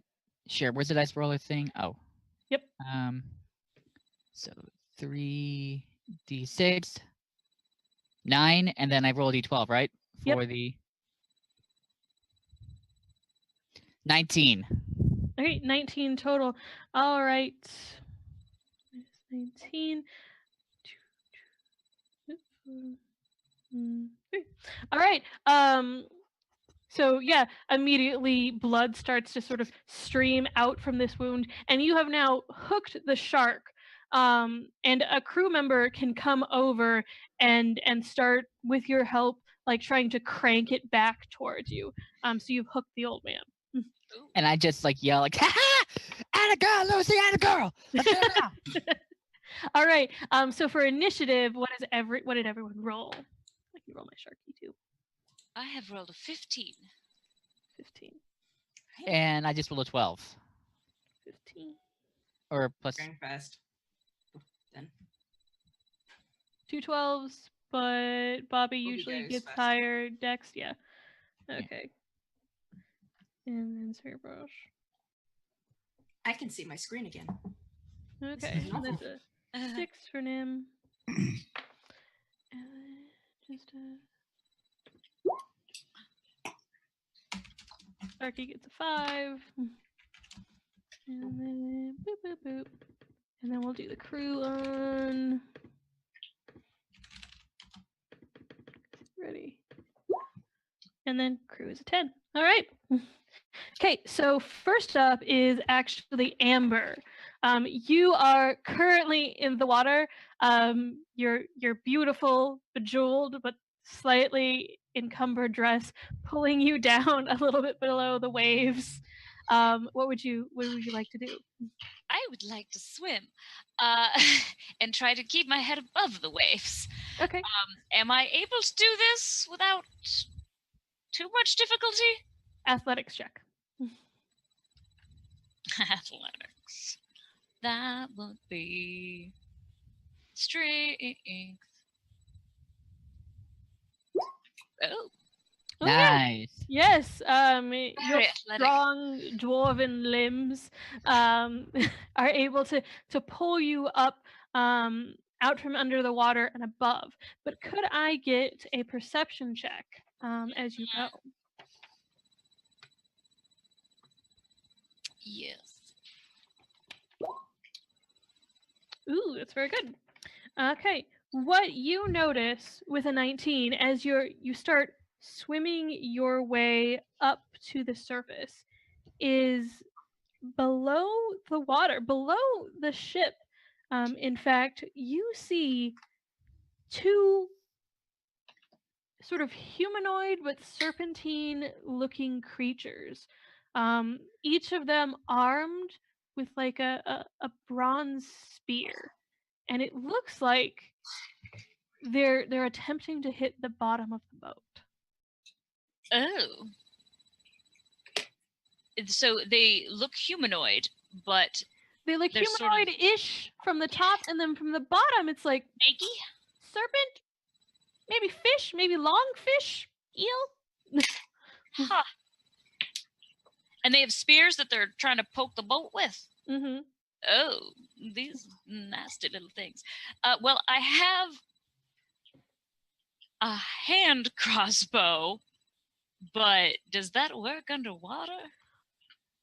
I'd let you do it at disadvantage. Okay. Well, let's try this, fellas. It's not my first time at the rodeo. So my attack bonus is +5 if it's my personal little crossbow. Yes. Let's try it. Let's try to hit things under the water with a crossbow. Sure. At a disadvantage, so roll twice and take the lower of the two. That's my first roll. Is it 25? Oh, I got a 20. Yeah, and +5 because it's proficiency because it's my crossbow. And then I will roll once again, and that You gotta be kidding me. So close. You were rolling hot, and then you die. All right. Yeah, it's weird. You were trying to swim your way up. You have your long flowy dress around, and then you see these creatures, and they're like, oh, and you try to, and it just goes wild, and in fact, it just goes whoosh down into the dark water below, and then you're like, oh. Do you want to swim the rest of the way up, or do you want to just keep racing yourself under the water with your crossbow? So it's kind of like this. No, I think I want to get out of the water now. Okay. I've noticed that did not work at all. All right. What's perception? Is perception intelligence or wisdom? I forget. Wisdom. All right. Okay. So. All right. You start swimming, and one of them like whips its head around towards you, and you see that it has these little catfish like long whiskers and like big fin rills at top, and it like just looks at you and does a sound that's Oh dear. and then you swim up above the surface. Mommy's in trouble. That's how Amber breaks the water. Mommy's in trouble. Which Nim can easily hear because he's next to her. But up next is Bobby. I'm assuming that I hear the mommy's in trouble. Yeah, and you see Amber get above the water. I'm gonna look over a crew like, all right, tag out, and I'm gonna run over and see what's going on. Exactly what kind of trouble? I'm in the water. I'm wet. My makeup is awful. There are fish people things down here that don't seem to like me at all. Well, I'm gonna whip out my rapier, which is rather ornate, and I'll kind of, I get reckless. I know this is probably not a good idea. We'll kind of like try to dive in and just like be ready for them. Okay. Let's once again do an athletics check to see how kind of mobile you are under the water. Okay. Athletics. Oh, that was almost acrobatics. Apparently very athletic. Oh yeah. So you are able to dive in, your rapier ready, next to ambergris, and even swim underwater for a bit if you want. I'm gonna assume that you're human. You said? Yeah, I'm human. So the base 30 feet of movement. Yep. Yeah. Okay. So you can, I think, easily make it underwater if you want. You can't quite get to where these creatures are, but you can go under. And I think you basically point out they're under the ship, and you can swim there, and you might be able to get them in your next turn if you wanted. So I think what I'll end up doing is just kind of, before I go off, take off my glasses because I probably can't really see very well underwater without them. Mm-hmm. And when I see them, just kind of like have out my rapier and then, come on, let's go. All right. Yeah, and you can definitely, if you get close enough, because I'm saying you're within like 15 feet of them, you see that it's a creature. What is this? Is this my monster manual? Yes, it is. And it looks like that. It's cranky and it has a spear. Cranky. So there you go. And that's what you see. Up next is Cerebrus.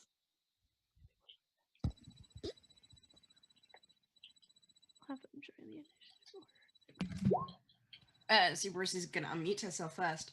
I think he will let Bobby deal with the emotional dwarf lady. Fair enough. And he's gonna walk over to the side and look at the shark. Okay. The shark is coming back around to hit you. Do you want to do like a perception-y check on it? I would like to enfeeble it, actually. Ooh, okay. Do what you want to do. Enfeeblement. Cool. On a hit. Okay, yeah. Oh no, I make it.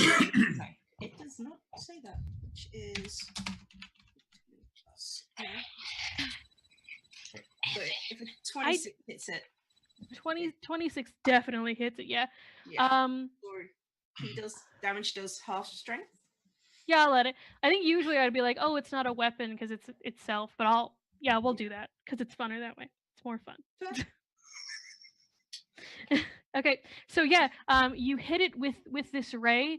The black beam of energy springs out of your finger, envelops it, and it sort of judders for a little bit, and then just picks up speed, wanting to continue to hit. But it does look like it's kind of jerking around like a little bit, like it's having trouble controlling its limbs. Stop that. And I pointed it, and then I will help the guy with the crossbow. Mostly by telling him what to do, not actually doing it myself.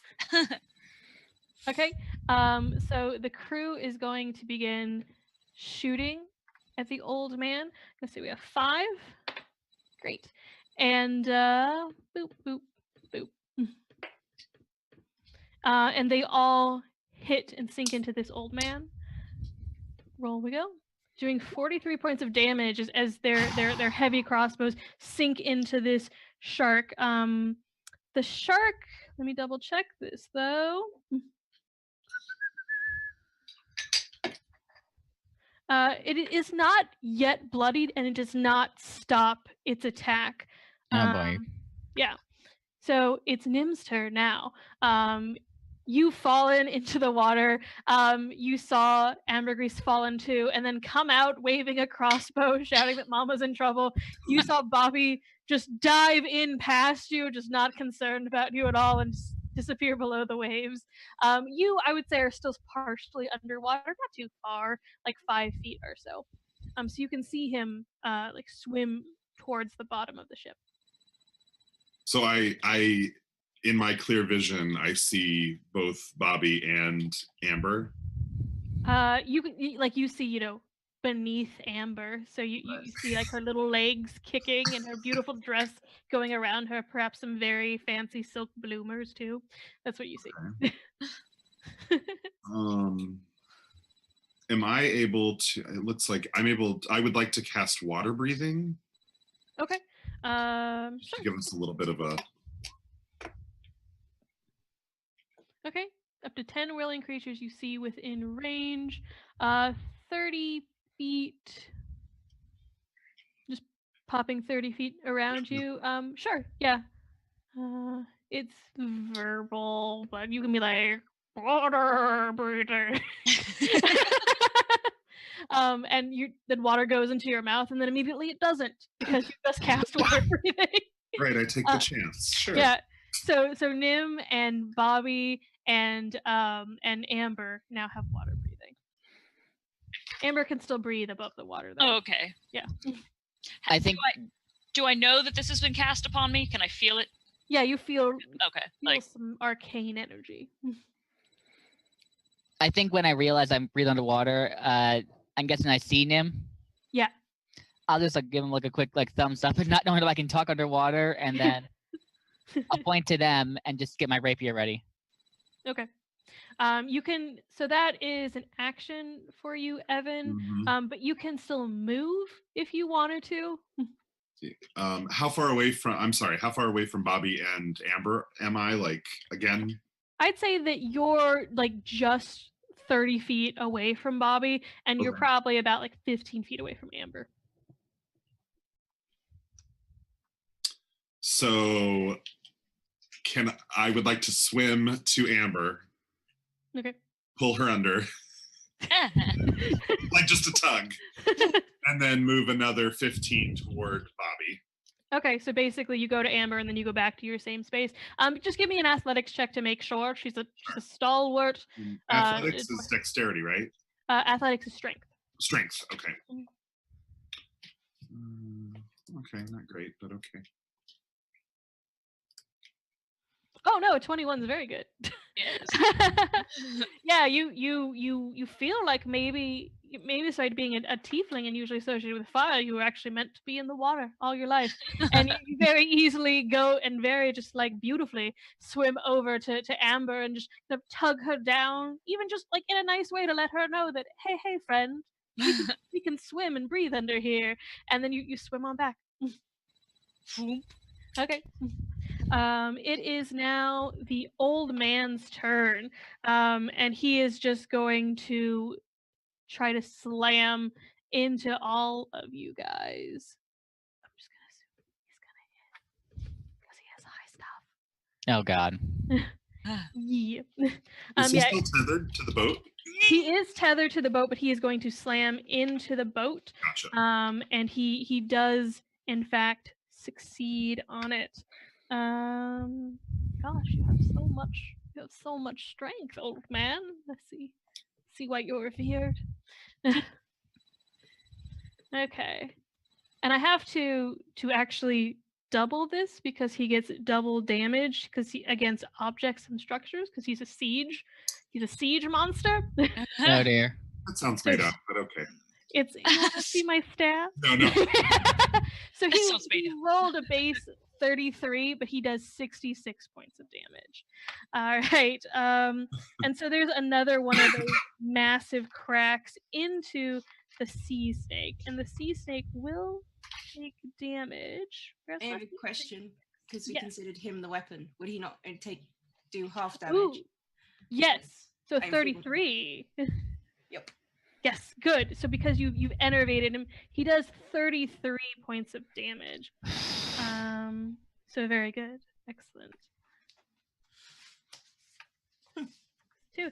All right. The sea snake, like Cerebrus investigated earlier, is like a very strongly fortified and secure ship. So even though it's done this terrible damage to it that might just completely capsize, let's say a dinghy, for the sea snake, it's still going strong and still just steady in the water. It's just being slammed into. All right, that brings us back to the top of the initiative to Amber. You've been given this ability to breathe underwater, and you've been kind of tugged down a little bit if you want to go beneath the waves. All right. Well, And make a con save against my spell as well at the end of Oh, his it needs to make a con save. Thank you. Old man. Plus really bad con. 6 in con. Really That's not. low. It's not? Does it have like a thing? Make a con savings when we get to it? Yeah. Alright. Roll. It's a 9. It's still fair. enervated. Alright. That was That's one good thing. that was like one of its best feats and it got a 9. good. What would Amber like to do? Well, Amber's going to look at that group of just awful-looking people and cast cloud of daggers upon them. Okay. Maybe right in front, so they like toward their front bits. All right. They're both currently, I would say, within 5 feet, so you could cast it on both of them, and I Okay. want to say that it's like an automatic hit. You just roll damage, right? 44. And it's I think you would have to, however, swim closer to them because I think the range was 30 feet. Does anyone know off the top of their head? I've got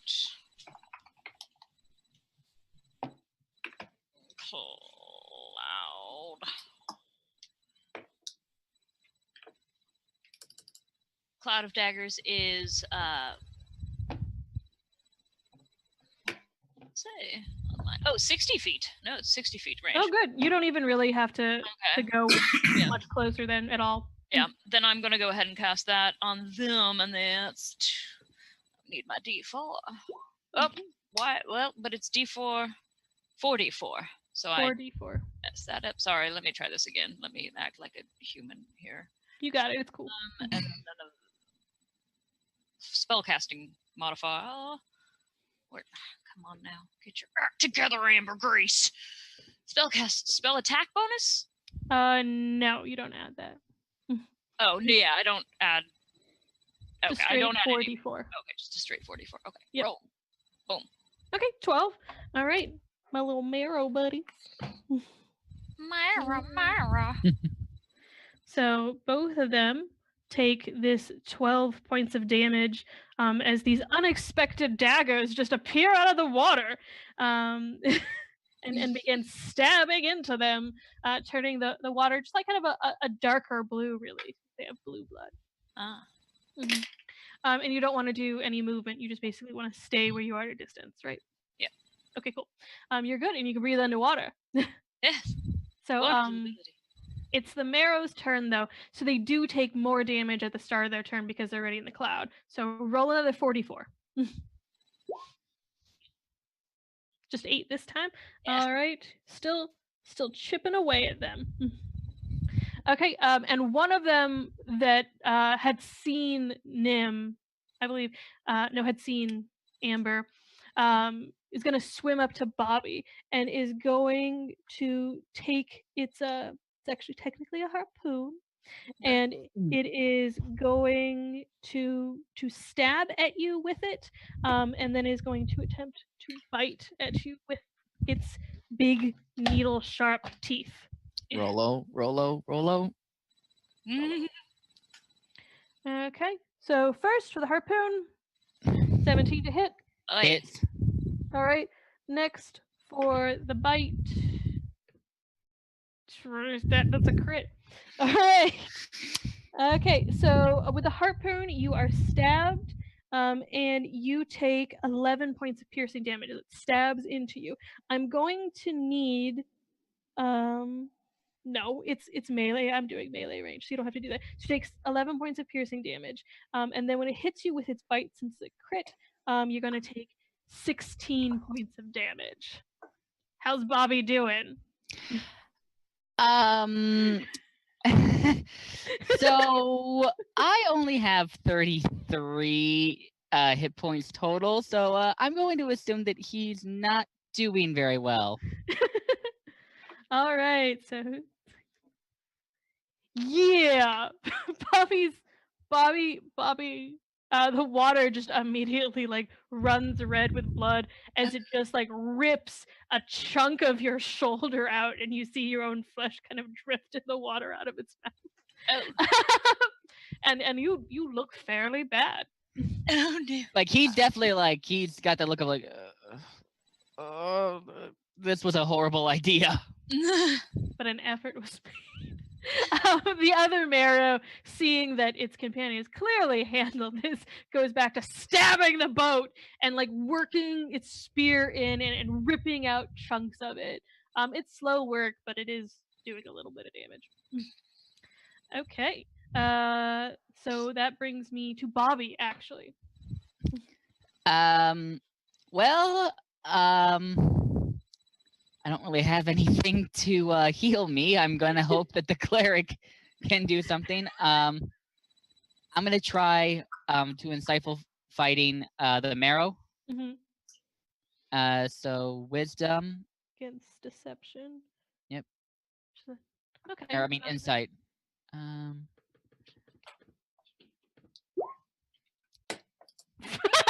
I rolled a critical fail. That's a Well then. 0 because it gets a -1. So I'm going to assume I know everything, right? He's like left himself like wide open. Yeah, yeah, he definitely has. He's looking very overconfident, and I would think like even kind of like just stows that spear because he doesn't need it anymore. He's just gonna kill you with his bare body. Well, I'm gonna take a stab at that bare body Yeah. with my rapier. Okay. That's a crit It's a crit. Yeah. because I got advantage. Turn.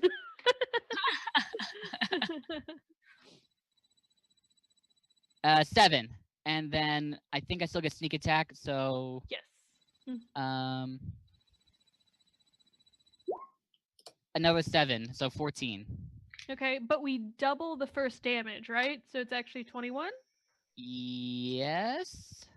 Because usually for crit 20s, I damage whatever base damage you do, but not like sneak attacks or smiting or whatever. Okay, so I think if you want to, I think the 3 was the part that was added to the. Oh no, yeah. So 14 plus 7, so 21. 21. All right, this is a crippling blow to that marrow, and you can just see his big eyes just widen impossibly further as you just rip into his body, and you can see like some of his intestines and innards start to pull out, and he's just looking at you surprised by this. He's not yet dead, but gosh, he's hurt. I think as that happens, I give him like a sly grin of like, I'm not going down without a fight. Okay, so that brings us up to Cerebrus. The cleric who has no idea how hurt you are. No, because you're on the boat. I'm not You're getting under wet. the boat. I have a shock to deal with. Yeah, you're dealing with that. I think I'm just gonna. I'm guessing I can see him swimming about, and I'm just gonna look to him and say, like, "Stop that!" And I'm gonna toll the dead. Okay. And he needs to make me a whiz save. He does have to make a wisdom saving throw. All of us? No, No, just no, the shark. just the Sorry. shark. Oh, just okay. I'm not trying to kill the party. Not yet. Oh, It's early in the game still. Just a straight 6. If he fails, he takes the 20 points of damage, not the 13. All right. So at this point, he is like looking very badly damaged. He's being sort of like pulled into the boat, and all those arrows that just hit him. And when you this sort of large bell noise goes off out of nowhere, it just vibrates those arrows, and you can see them just ripping the wounds open farther, and the blood just being like splurting out. Cerberus looks very chuffed with himself right now. He is a cleric and he should do no harm, but he does look very chuffed. And I am gonna, yeah, that's everything I'm gonna do. But Okay. It's the crew's turn. So I'm gonna do one strength check to see if we can't pull the shark closer. I assume not, because let's see what this shark competes against. No, that weak crew member is not pulling that shark any closer. But gosh, he's trying. Meanwhile, the other 4 members of the crew will continue to do their best to try to pepper him with arrow. Ooh. Oh no, I wasn't supposed to. My foolishness. All right, a 12 to hit. Unfortunately, the shark is thrashing about. There's a lot of noise coming from this weird spectral bell or something, and their arrows unfortunately go wide, and they do not hit the shark at this point. But that brings us back to Nim. Nim. What is Nim gonna do? I'm still underwater. I'm within 60 feet of these. I'd say you're I'd say you're within about 30 feet of Bobby and the severely injured Marrow that tried to like bite his arm off. And there are two of these creatures? There are two Marrows. They're Yeah. about, I think at this point they're about 15 feet apart. One of them is attacking the boat. The other was attacking Bobby and now looks hurt. Yeah, I think I'm gonna cast Ray of Frost on the one closest to Bobby. Mm-hmm. So it's 60 feet, instantaneous. When it says make a ranged attack against the target, Mm-hmm. do I have to roll something special for that? I can't remember. No, if it was a weapon attack, but since it's a spell attack, roll a d20 plus your spell attack bonus. Right, okay.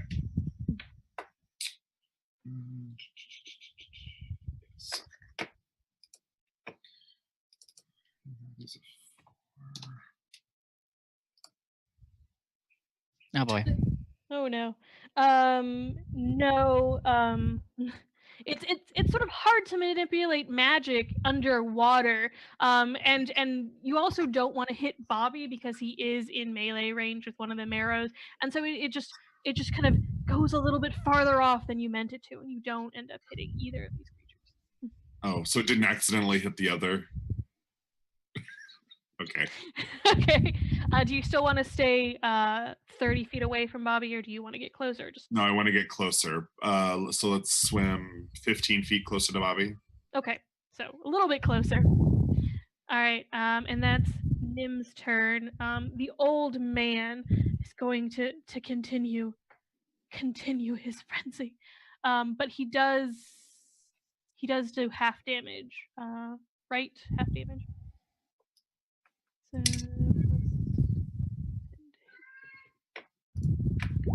all right. Yep. He hits this boat, and I feel like I rolled. I over. Let's just do average. Why wasn't I doing average? Yeah. He hits the boat. Going directly into the line that he was in. But the crack is not as cacophonous as it was, and the ship remains upright. Okay. That brings us back up to Amber. Ambergris. Well, we've got this hell of a looking fella right in front of us. So he's basically this fella's intestines are just billowing out, right? So at this point, am I within grabbing distance of said intestines? Well, you said you stayed far away.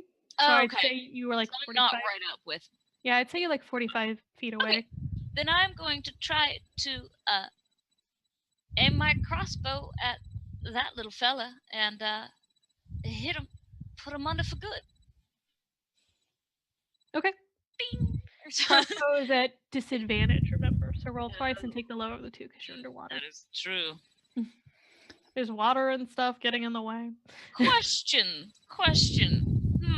Answer? If I were to swim closer, I also have a warhammer. Would that also be at disadvantage if I just tried to yank his intestines out with my warhammer? I just don't think you can get that close because usually your base speed is like 30 feet. You're 45 away. Oh, my base speed is 25. Yeah. Okay. So 25. Yeah. You're bad. Yeah. You're a weak. Okay. In case anyone in chat is pointing out that I'm like doing underwater fighting wrong, I know, but this is easier. So sorry. Hope it's not killing you. All right. So I'm going to try this. +5. No, roll once. Roll. Yeah, a 9. Even There's no point in rolling again. Yeah, even that's Just not yeah. work. Okay. So yeah, you go. It goes wide. You don't assist poor Bobby at all. Sorry, Bobby. Do I get an action of some kind or a movement? Yeah, you get a movement. If you want. I'll go closer to Bobby. The full 25 feet you can go. Yeah, and in my hand, so that Bobby, hopefully, if he does see me, I'll have a A potion of greater healing. I mean, I don't know if he's physically close enough to me to grab it, but I've got it if he sees me with it. I don't want it to just sink to the bottoms. I don't know how physics work with bottles. Good lord. Sorry, Chester. Connection lost, of course. All right, so yeah, you kind of like go, probably in your cleavage. I assume you store just a ton of things in your There's cleavage. so many things in there. So you're Coins. awkwardly swimming with a crossbow in one hand. I'm assuming I've got like a belty thing where I can hook my weapons, but maybe not. I've got a crossbow and I'm kicking. But cleavage, just reach down. Okay. All right, but that brings us over to the marrows.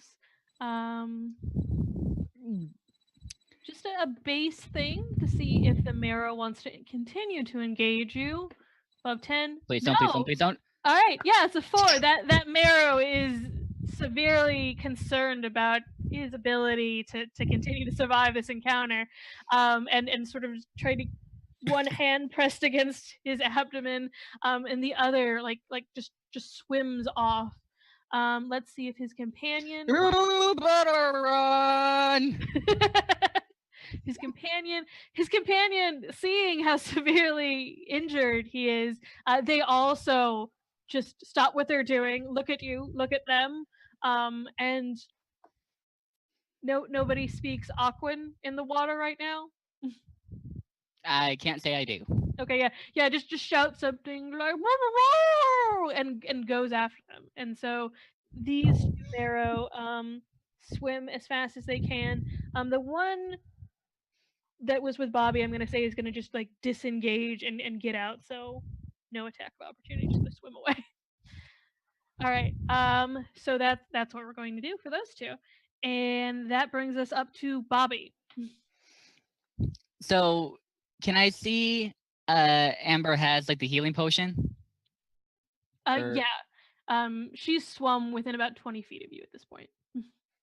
So, holding all my wounds, I'm swimming over desperately, ripping it off, and just chugging that healing potion. Okay, yeah, this is like your whole action. You kind of get buffeted by the waves a little bit, but you're like, nope, drinking this.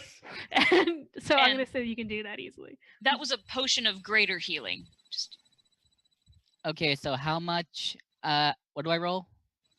Or would I get restored? 44 plus 8, I want to say. I never memorize healing potions, even though they're so important. All right, trying to find. 17. Oh, nice. Okay, cool. You get 17 back. Greater. Yeah, 44 plus 4. Yeah, okay. Hey, you remember? Oh, I'm sorry. It was 44 plus 4, not plus 8. So it's a 13. Oh, I have 13? Yeah, plus 13. Okay. Because it was supposed to be 4d4 plus 4, not 8. I got that part wrong. Okay. All right. Okay, but you're a little bit closer to health. I think you still just see your relief on Bobby's face of like,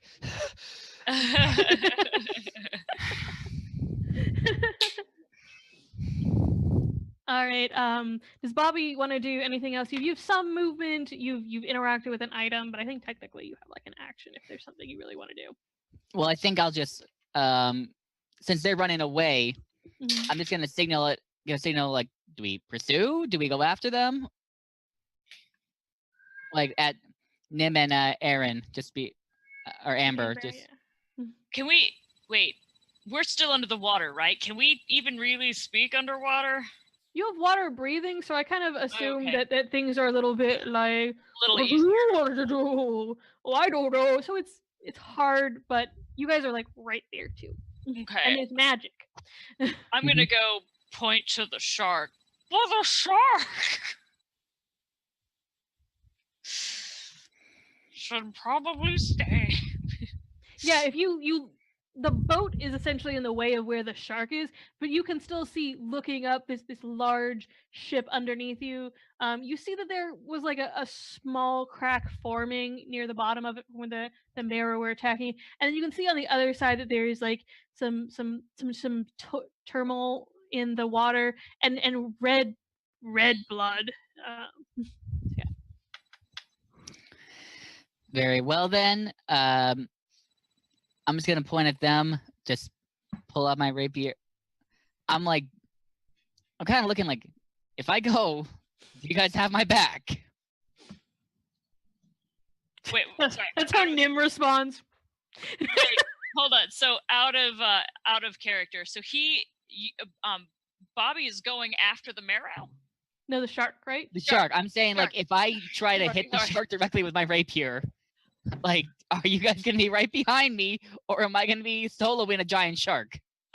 I mean, we'll be behind you somewhere. I'll try to swim with you, and I'll just say, maybe don't go for its mouth.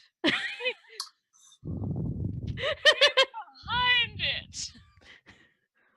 Or under it. Sure, why not? Let's do it. All right then, and I'm swimming. Let's do it. Let's go, and I Watch just the mouth bits. and I'll go right for it. Charge! Okay, so you start swimming. I'm gonna say it's probably gonna take you guys like another full turn for people to get within like melee range of the shark. So you'll spend your next turn swimming towards it. Okay. And that Okay. was Bobby. So Cerebrus.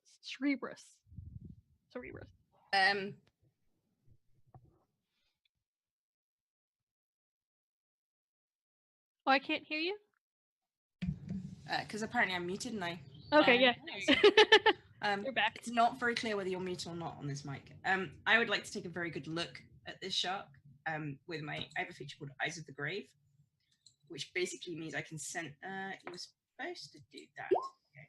Oh, I'm sorry, I forgot. I forgot the con roll for the shark last time. Oh yes. 6. Let's just do that. It breaks. yes, It breaks. Oh through. no. Okay, but you're doing Eyes of the Grave. Yes. I basically want to get a sense if it's actually considered undead. Okay. Yeah. Okay. So you sort of, I guess. Or is it a living being? Yeah, I guess you like. How does using Eyes of the Grave look like for Cerebrus? I think he's almost leaning over the side of the boat.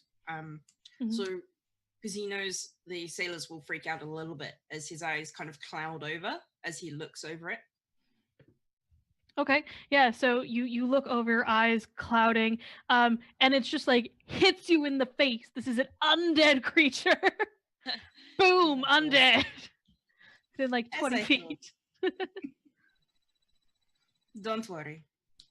I'll take care of you. And yeah, I'll just kind of make sure my eyes are uncloudy and just issue orders to people shooting it. Okay.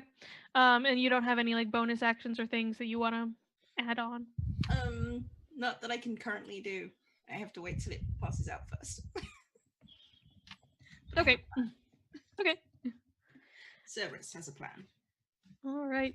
That brings us to the crew. What of them will continue to try to haul in this creature?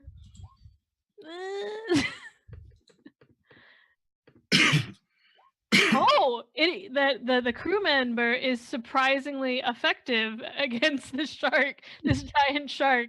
And the shark itself cannot get further back to ram. It's gonna have to do like a crappy ram next time it tries, and then the other 4 members of the crew will try to hit it.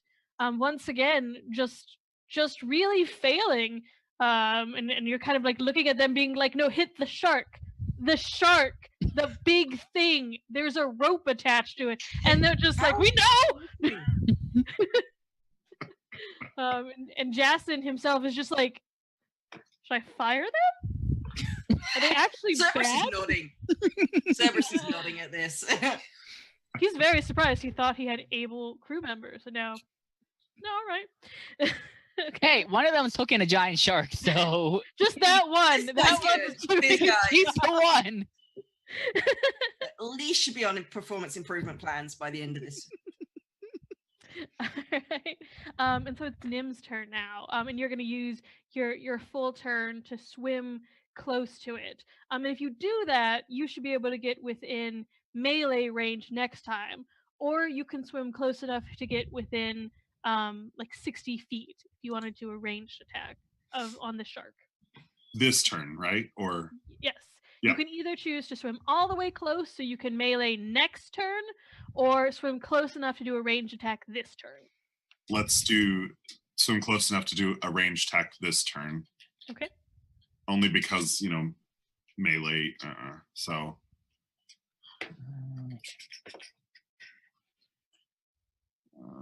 So it's the same as last time. Boom. Ooh. Ooh. Nice. Okay, yes. Wow, way. You'll do double damage then, whatever it is. You're doing the thing. I'm doing. Hold on, sorry. I'm doing the Ray of Frost. Yes. And so since I'm level 5, I do 2d8. Okay. Let me just make sure there's nothing else. Yeah, okay.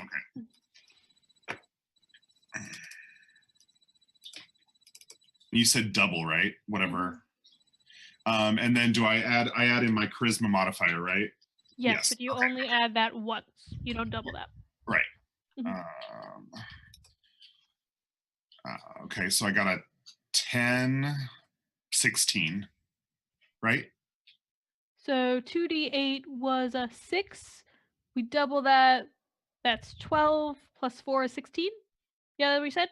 Yeah, Yep. that's what I said. 16 points against it. Does anything happen to it, like speed-wise or ability-wise, when you Ray of Frost on? I feel like there's a speed component. The speed is reduced by 10 feet until the start of my next turn. Okay, cool. So reduce speed. So he's wiggling a little bit.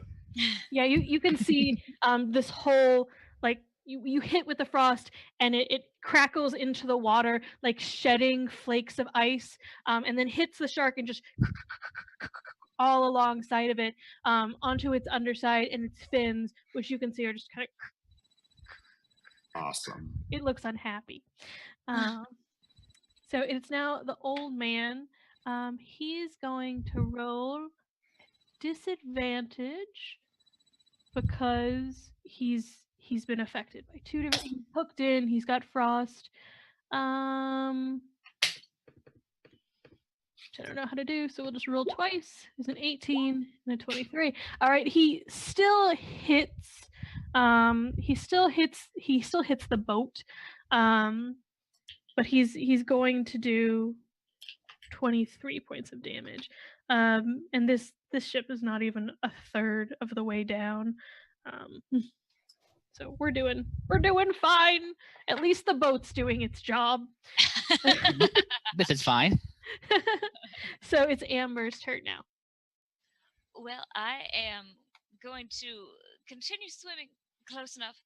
And I'm only 25 feet, so I'm still probably not within melee range of the shark, but I'm No. within Ranged attack, if you have anything. ranged attack. I can also...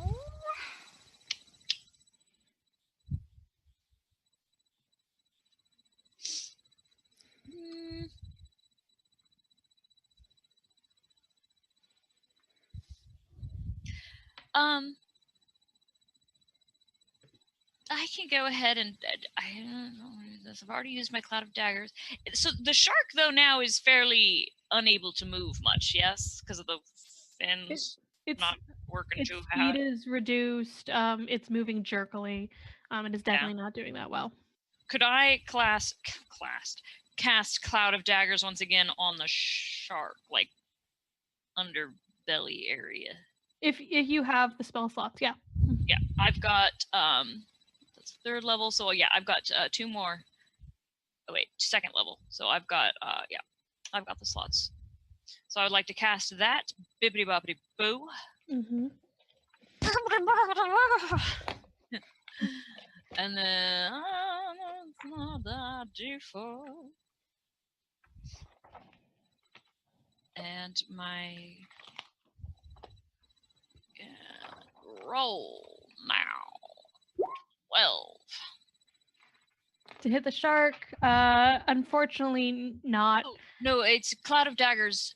Oh, it hits naturally. Yeah, Yeah, right. yeah, Yeah, that you do damage the shark. Damage. Sorry, that was the damage roll. Okay, yeah. You keep chipping away at this little shark. I would say that you put it like a little bit outside of where the ice is to make sure you're really connecting with that flesh. And it's like the water is quite murky with dark blood at this point. It is Bobby's turn. So Bobby is going to swim up halfway, rapier out, then stops and thinks, that's probably the stupidest idea I could come up with. Puts it down, pulls out his short bow, notches an arrow, and is going to try to see if he can hit it from afar. Okay. So it'll be disadvantage since you're underwater, but yeah. All right. Yeah, no. An 11, no. It wobbles through the water, missing it. I guess I'm just going to try again. I'm going to stay at the range distance of like, probably a stupid idea to get near it. Okay. All right. It's Cerebrus.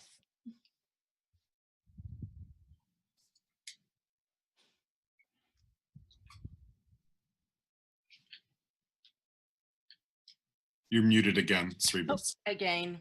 Sorry. I think I'm going to look to the men not doing anything, shake my head. We're trying. It's scary.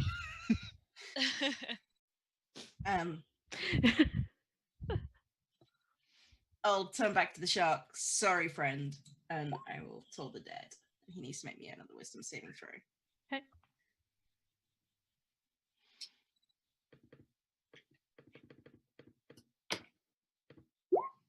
Yes! Yeah, it's a fail. Damage then.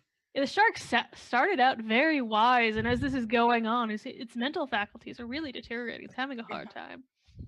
And technically I have a bonus action, but yeah, I think I can't see any of the others, can I? Through the water?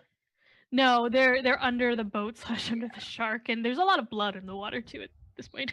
Well, to be honest, I'm not sure if it's theirs or the sharks, and yeah. So he'll also look. This is how you do it, and he'll manifest a crossbow as my spiritual weapon, and miss completely. And they're just like, you see, it's harder than you thought. I'm still looking at them disapprovingly. We didn't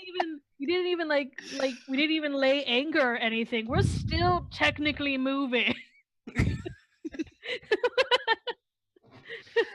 But I will keep my spiritual weapon there. But so did you do 16 points of damage? Is that what that says? Yeah, because he's damaged, he takes the 16, not the 8. All right, yeah. This is a sad looking boy.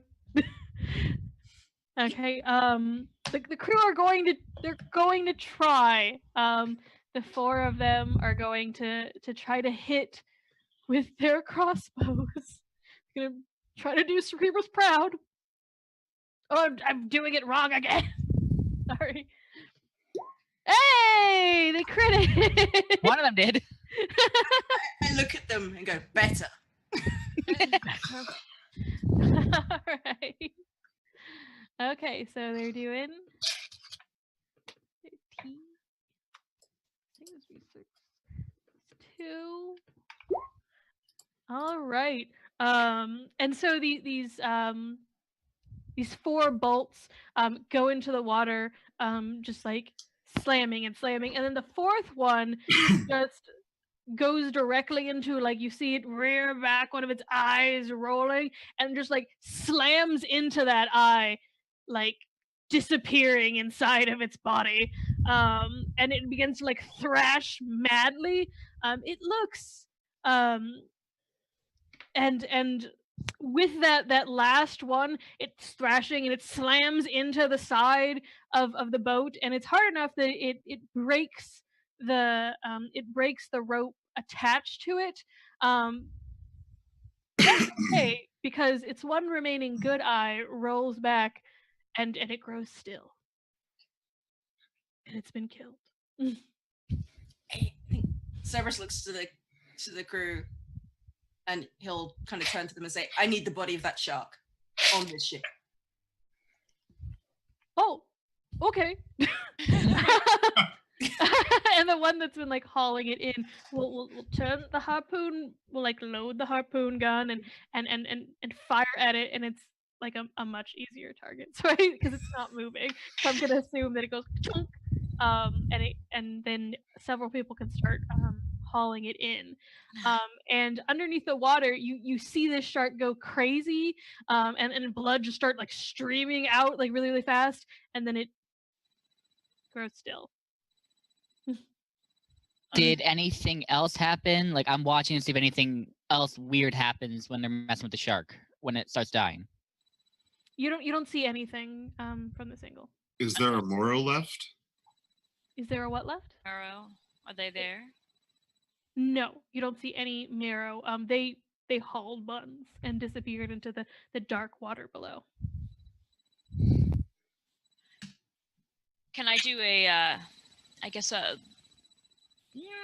it would be a perception check just around us to see if there's anything else in the water near us? Okay, yeah, do a perception check. Okay. Nope, wrong.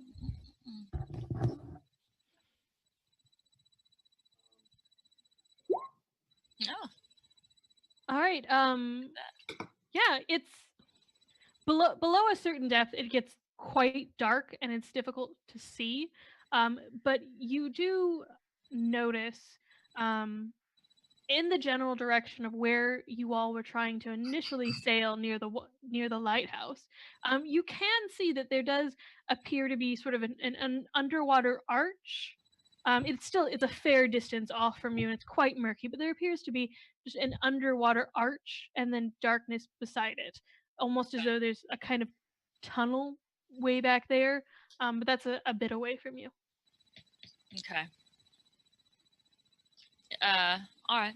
I guess are we still in initiative for? No, we can drop out. Then I will try to go back up to the surface, see if I can't get I back. go up too. Yeah, get back on a boat.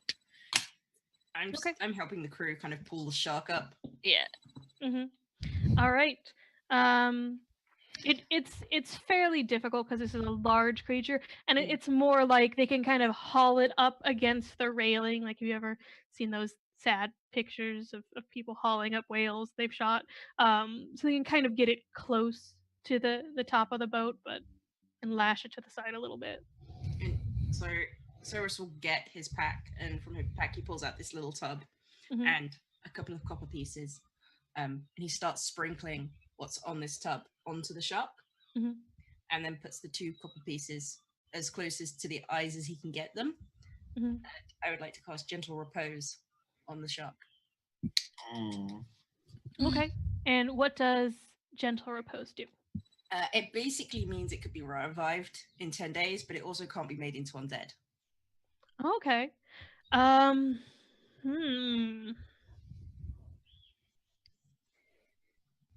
Give me, because you're working directly with the eyes.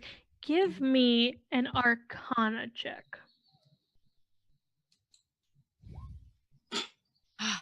No. I'm Okay. good at this, guys. All right. You're very focused on this, and just the feeling of undead has washed over you and has perhaps deadened some of your magical abilities a little bit, and you are concentrating on this spell. But even with low Arcana, because you are specifically working with the eyes, you see, of course, the one where an arrow went into it, and it's just a mess. And then you see the left one, which is my left. You see that one? It looks real weird. It does not look like a shark eye. In fact, it kind of looks like a human-ish eye. It's too small.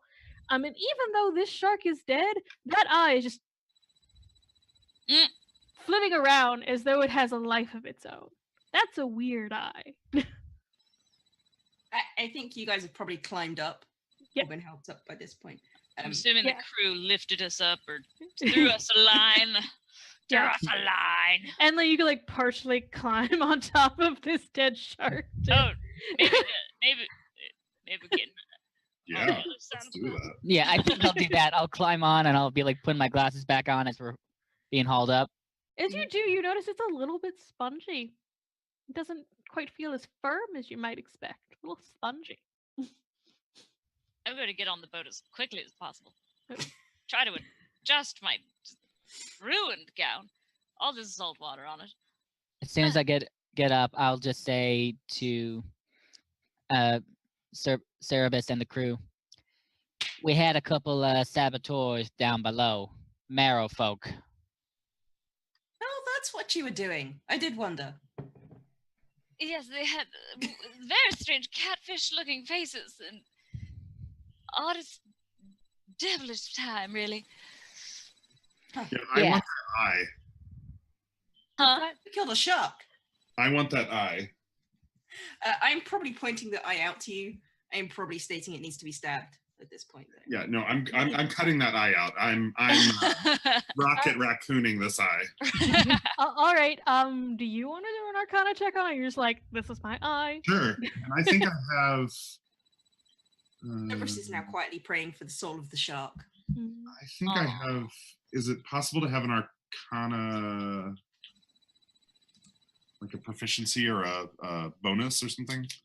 Yeah, Right? it's under Intelligence? intelligence, right? Yeah, I think so, Have a right? proficiency Yeah. in Arcana. Mm-hmm. So if I roll what is it, D20 plus 4, and then if I have Arcana as one of my 2 skills, does it get what else does it give me? It has Does it give me- proficiency. Yeah. Proficiency and Your intelligence modifier. yeah, Right. Okay. added together. So plus 3, and 7. Okay.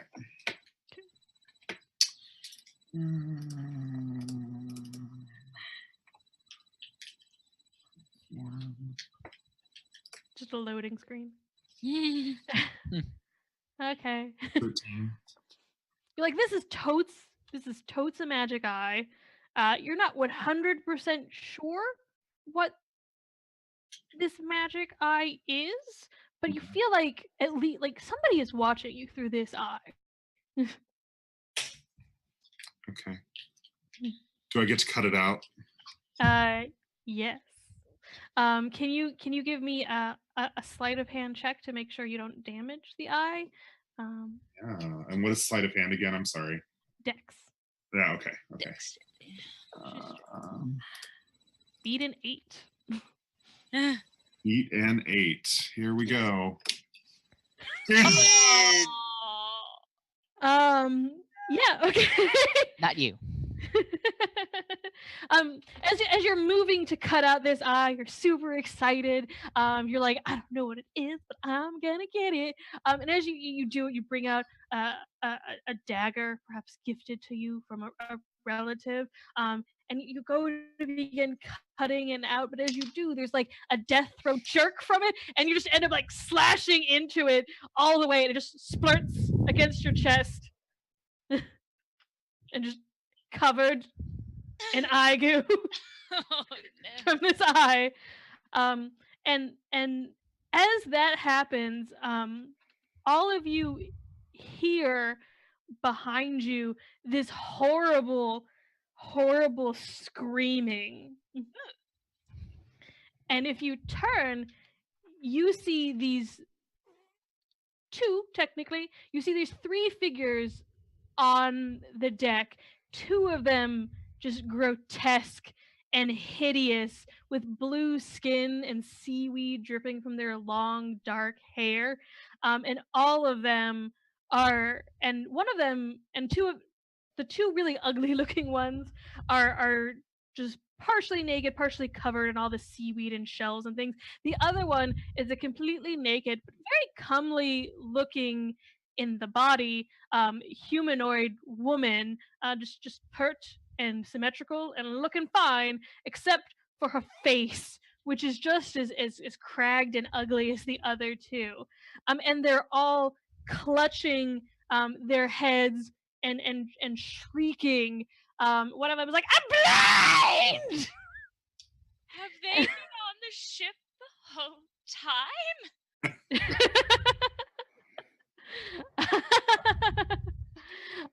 And you can see the other crew members like whip around at them, and they're very startled, but they are hideous and horrific. So I'm going to need wisdom saving throws from everyone. The DC is 11. Okay. You should know this is my weakness, wisdom Boom. saving throws. Oh god. 21, 17. That's good. Not good for Amber. Did mine roll? Not yet. Was that a 9? Was that It's a yours? 9. Yep, I see it. It's a 9. All right, not good. The crew themselves is fine. But immediately both Amber and Nim, once again, you guys are just like in sync. You guys are just horrified of these creatures and completely frightened, and you're going to be frightened for the next minute. And so yeah. You're just frightened. So that basically means that you guys kind of want to get away from these hags as soon as possible. But we're not technically in initiative or Okay. anything. Captain Jason immediately pulls out a sword and is just like, he looks at them and he looks at his crew and he's like, "We should kill them! They're abominations!" I raise up my hand and just say, whoa, hold up. I want to ask them some questions first. Can we not kill them just outright? I'm gonna run behind the captain and use him as a human shield and cower in terror. Yeah, you can do that. Oh, you sweet handsome captain, save me. Yeah, the fear and the eye juice make me nauseous, and I vomit all over the deck. Hey. I shake my head at you. Okay. Get a you stronger throw stomach. it. And I kind of looked at Bobby expectantly, waiting for questions. So I'm going to try and keep a distance. First question, Sarah, do you mind tapping me off? I'll admit one of those marrow folk got me a little bit good back there. I could use a little tapping off. Second of all, You now- shouldn't get so hurt. I never intend to. Second of all, so you folk here, if you don't mind me asking, if I'm so rude, what are you? Right. Okay. One of the hag-like creatures, is just like, how could you, I am injured. I am horrifically injured, and you ask me these questions, you pertinent creature. I mean, you're horrifically injured. They could have made you horrifically dead. I'm the one who stopped them. So maybe you'd be a little bit more agreeable. And she's wiping away at her eyes, but you can see that they're like bleeding and pus filled, and she like sincerely does not look like she can see you, but she's like looking in your general direction. It's just like, what are you, another elf? You're always so full of yourselves, thinking you can dictate the terms and not have to pay the price. Well, I'm human, first of all. You're second, you're avoiding the question, what are you? And I'm gonna ask now, what did you have to do with this damn shark? Because clearly you have some magical connection with him. And as she sort of gathers her words, Captain Jason stands like bodily in between you and these women, and it's just like we shouldn't ask them questions. We should kill them. I got it. Clearly hags, Can and I they're ins- liars. Wait a minute. So at that point, can I insight the captain? Because now I'm like, wait a minute. Can I also insight the captain? Mm-hmm. You can inside the captain. Just straight roll. I'm assuming I'm too terrified to insight. Not for a minute. Yeah. It'll end shortly though, because we're not in like combat, so a minute is essentially. Yeah. All right. Bobby Noah has a harder time piecing out what's going on in the captain's mind, but even he can tell this man is sweating and Yeah. does not want you to talk to these creatures, whereas Cerebrus is convinced of this and also knows that the captain knows these creatures and probably knows what they're going to say. He does not want a lot of people to hear it. So he's standing in between me and these creatures, right? Yeah, and he has his sword out as though at any minute he's going to try to like slash at them or something. Cerberus go. is going to step forward, past the captain because he is now irrelevant to Cerberus. He's decided. What price? You said there was a price that isn't paid.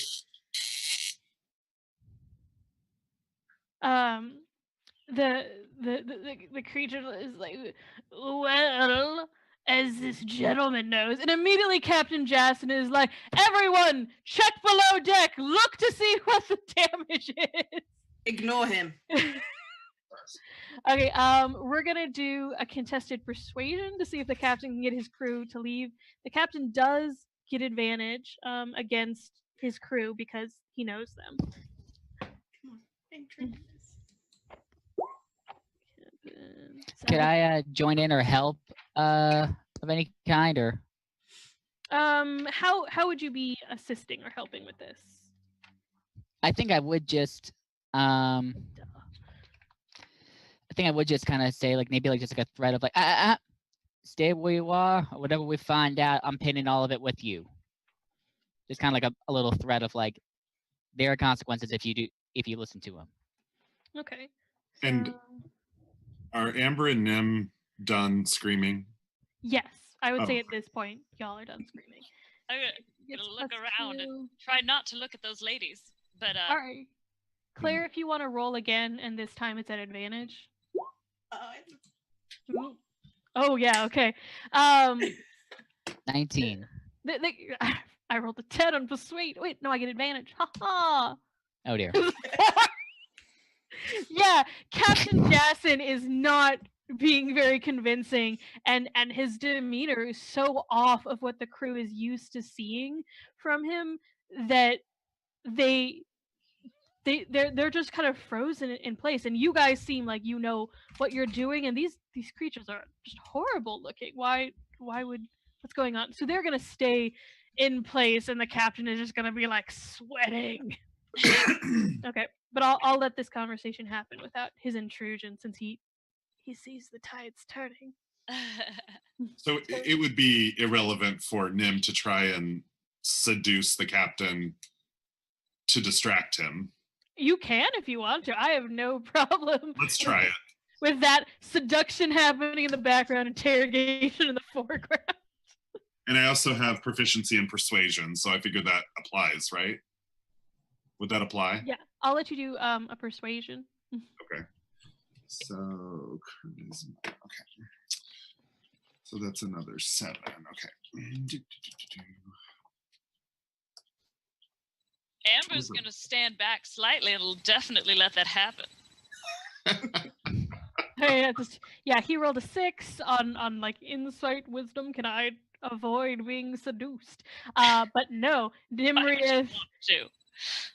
Nimrieth is just like really just kind of coming around, like one hand on his shoulder, bodily like blocking him from the hags, and it's just like, no, you don't have to be involved with that.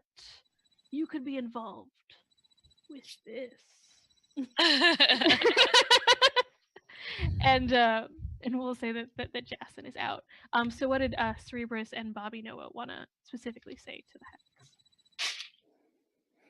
I think I just asked, well, you're magically connected to this shark somehow, so why don't you tell me what connection you have and why? Why does this man fear you? And this woman, she is she's bloated and just covered in dried blood and grime, and is just a really nasty looking lady, but she's like the tallest and the broadest of all of them. And it's just like, oh, Jason knows us and we know him. He was there when Mariosa contacted us the first time. Oh.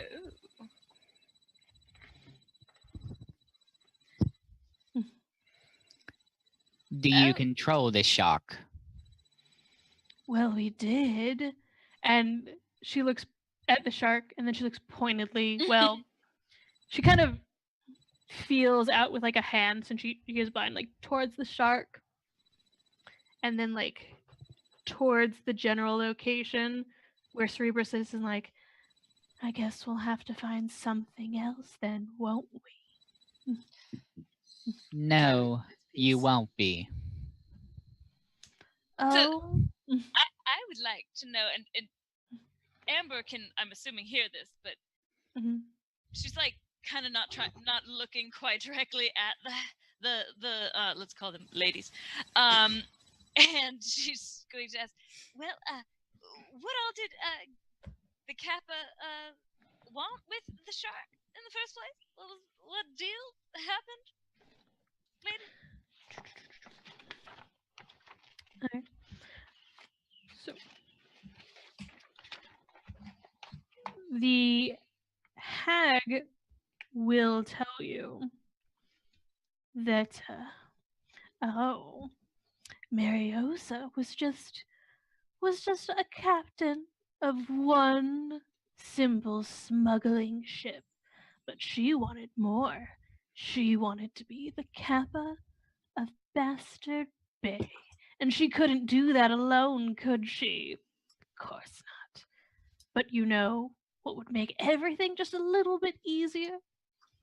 If she just had some people disappear or change their minds whenever they spoke out against her. And you know what makes that very easy?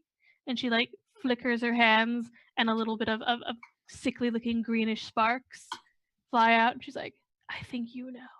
And she looks at Amber. Well, in the general direction, she's kind of like feeling auras. Can I do an insight on that? Or? Sure. Okay.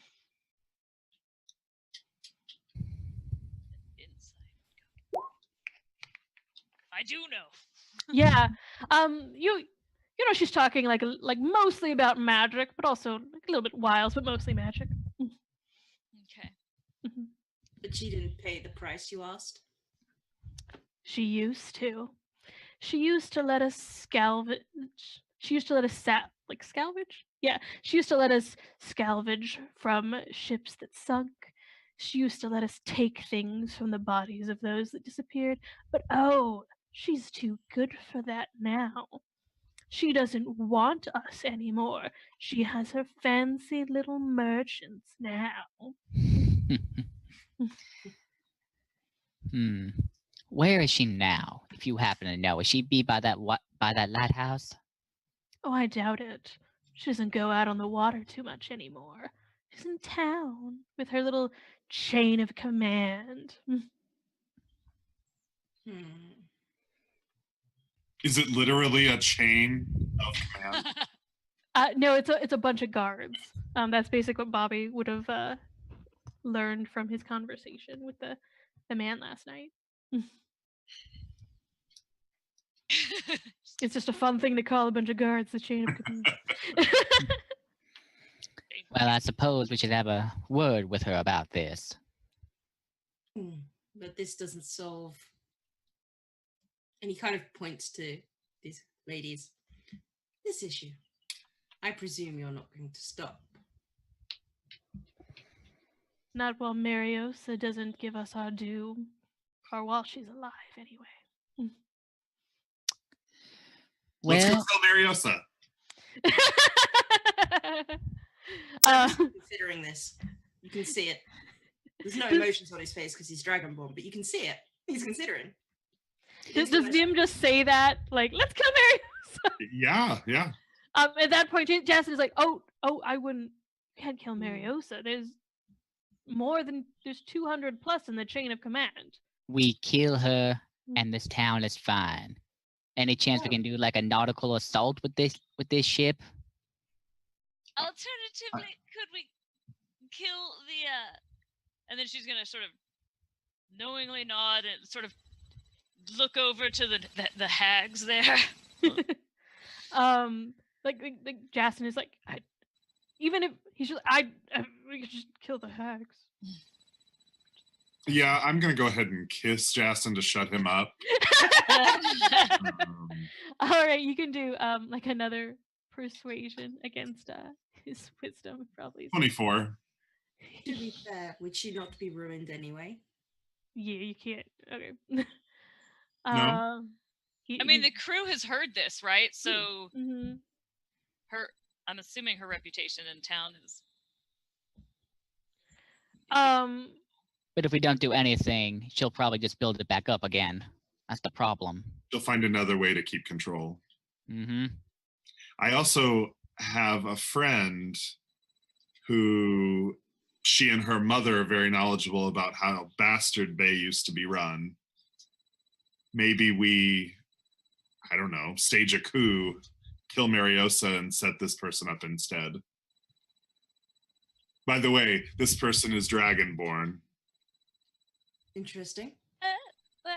What color? I don't know what color. I haven't met the mother, but They would most likely be the same color. I'm not too Okay, opposed to the Tone. idea. He looks very. She's blue dragonborn. Blue Dragonborn. I'm not too opposed to the idea, I'll be honest. If you trust her, then I guess I'll trust you. She is the woman for the job. I trust her more than Mariosa. Fair enough. All right. Okay. Okay. What about the I see no reason they can't resume their prior deal. And while they say that, I flick out my rapier and I put it up to them, like not like to pierce them, but like let them know like that it is touching their skin, and just kind of let them know. Now, I'm going to assume this is going to be the last we'll hear of you messing around in the bay. You can scavenge all you want, I don't care, but there will be no sinking ships. Am I No clear? more undead. And you sorry, what was that, Claire? No more undead. Okay. Do you want to do an intimidate against them? Sure. I presume we're working together, so I could be helping him. Yeah. You can either, I guess, both roll, and we'll take whoever rolls higher, or you can roll an advantage. Bill, it's fine. The DC is 15. Oh, there it is. So roll with advantage, got a 17. 17. All right. She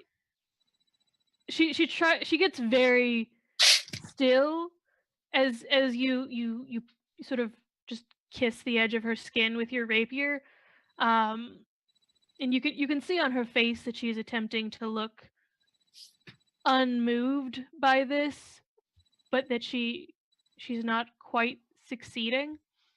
And then she's like, "Fine."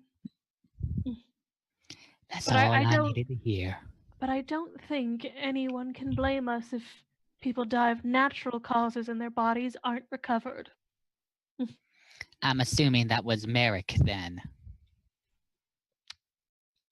I don't know a Merrick. I'm sure you don't.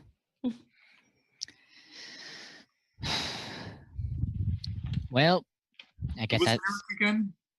The guy that I- died in the lighthouse. Yeah. Oh, the crying woman's husband. Yes. Ugh, Mhm. okay. There's no sympathy for this. We're all just like, ugh, keep it together, lady. Stop your whinging. Find a new husband. Husbands are a dime a dozen. Mm-hmm. Okay. So, with that, the hags themselves will sort of sweep out, just all kind of like slowly back away towards the one of the railings, and as they do, almost as one, you see their skins sort of ripple and change, and they become just three nondescript looking sailors, which maybe if you looked at for a moment, you're like, did I see them earlier? You're just not sure, and then they just dive under the water, disappear. Okay. So technically we only go to one, unfortunately. So to sort of sum things up, you guys are basically hoping to overthrow Mariosa, correct? Yes. Okay. I'd like whoever has the highest points in persuasion to roll a persuasion against the crew to make sure that they're on your side. I have a +6 in persuasion. Same. Yeah, you go. One of you guys. All Actually, right. What? They're very frightened, so their DC is 4. Go for it, Amber. You poor little darlings having to deal with this trash of a situation. Look, why don't you let us take care of this, all right? We've really got to do something about that horrible, horrible lady who's been giving us all these troubles. So why don't you, let us take care of it and help us out, maybe? Okay. And I'm gonna roll. Well, your persuasion, you're boom. yeah. They're just like, well, if the famous starlet Ambergris says that we should do it, and I mean Captain Jason is just making out with that tiefling over there. I guess this is, yeah, okay, we can do it. Everyone just gonna be chill about this, right? We didn't. Nobody saw a hag. I'm like, oh, it's your hag. It's fine. Nobody's gonna say anything bad against it. No, no one's gonna say anything bad against it. We got the shark. We did a good job, right? Yeah, okay. So they just, yeah, they can be like, yeah, let's just go back and tell people we got the shark, and you guys can hang out with Mariosa. It's fine. Okay. We still have the corpse. I mean, we have proof. Yeah. Have this, It is Okay. technically still attached to the ship. And Captain Jason is still concerned, but Will is having a good time now, and you guys are able to make your way back to shore. And as you, it's like a 30-minute journey, and as you get close, in fact, a member of the ship does let them know, like, we're gonna let them know we got the shark. It's gonna be like green to let them know all good, and he's gonna take like a little sort of like flare gun looking type thing and shoot up in a big poof of green. Powder goes over all of you, and you can see at the dock people were kind of like waiting to see if anything would happen, and they had seen that the ship had sort of stayed in the water at a distance, and immediately a cheer goes up, and you come to shore with people, like talking about, is that the shark over there? Did you get it? Were you able to find Merrick?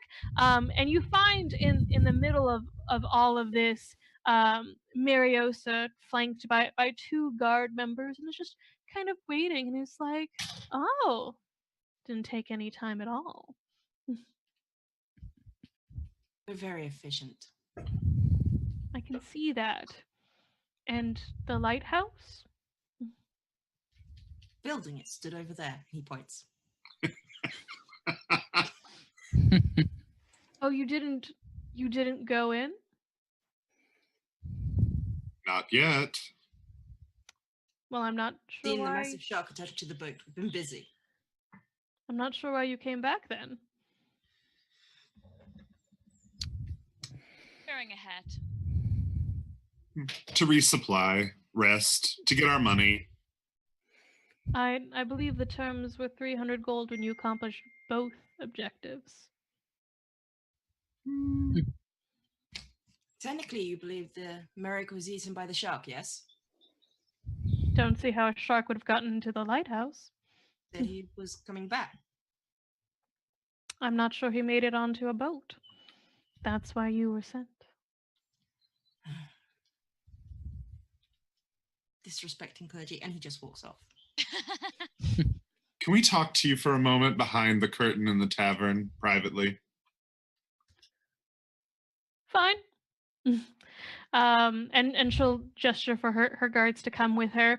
And meanwhile, people are just like flooding the boat, and they're like, "Oh my gosh, look at the size of it! Oh, why is its eye all weird? Oh, both of its eyes are weird." And you can hear that as you go. But it is a tense conversation as you guys. It is a tense atmosphere as you go in. Her two guards wait just outside the curtain, and she stays standing, but gestures for you to sit around the table if you want. Yeah, no. I'll stay standing. I'll stand too. I think Cerberus would stay standing. Mhm. It's probably quite intimidating because he is like 7 foot plus. Yeah, dragonborns are just big. I'm 5 And I feet think tall. Nim would stand there flicking his little daggers. Mhm. And I even have my I'll just kind of like play with the tip of my rapier. Like, You Oh, had something you wanted to say? well, have a war hammer.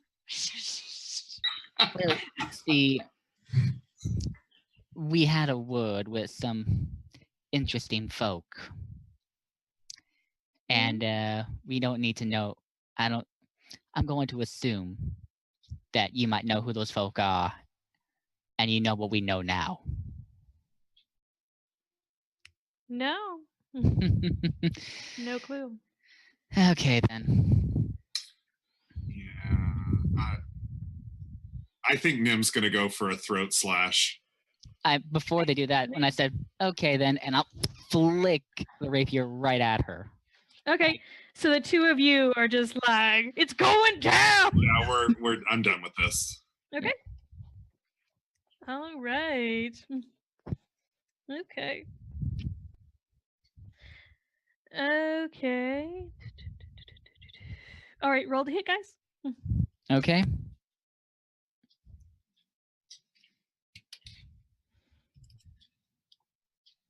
Uh, 12. 12 and a 4. Oh boy. Yeah. You throw that rapier at her, and she's just been waiting for it, and she just moves slightly out of the way, and you flick a dagger. But you flicked it in such a way, and she's moved so that it basically just hits that rapier, and it tumbles off, and they both go sort of behind her. And she immediately. Wait, sorry, I didn't mean that wasn't clear. Flick, I meant I kind of slashed at it. I thought you slash it. Okay, yeah. So you slash at her, and she moves out of the way, and then this dagger goes flying, and it does hit your rapier, and it goes wobble wobble wobble in your hand, and the dagger goes clattering behind her. And in the very next second, she has her rapier pointed at your throat, and says, "I would not do that." I wouldn't have stopped paying the hags. Well, you can't have. I say this very loudly so everyone in the tavern can hear. And she'll also raise her voice and just be like, "Remus," and you hear behind the curtain, "We'll give you privacy, Kappa," and then you can hear people being. No. Everyone, come on in. I think our little Kappa girl has some confessions to make. And Right? Nim brushes open the curtain. And you do, and everyone can see their kappa with the rapier to your throat, and she just looks at him and says, "I'm afraid our newcomers are just wearing out their welcome, and I'd hate for you to have to see what's about to happen." She rolls a 23 in persuasion. Yeah. I'm going to have to refute that and insist that everyone stay. And so I have 25. Bingo. All right.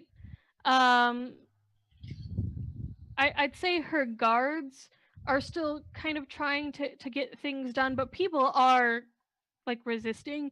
Guards are having to like bodily shove people out, but they're like, no, what's happening? It's not the mass exodus that she thought it would be.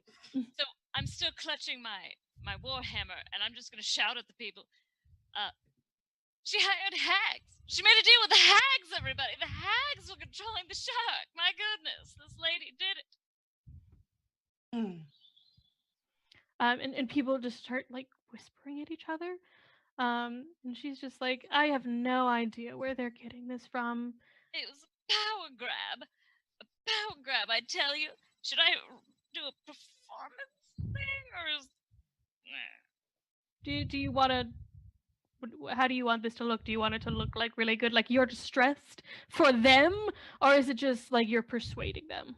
Persuading. Okay, then it's persuasion for you.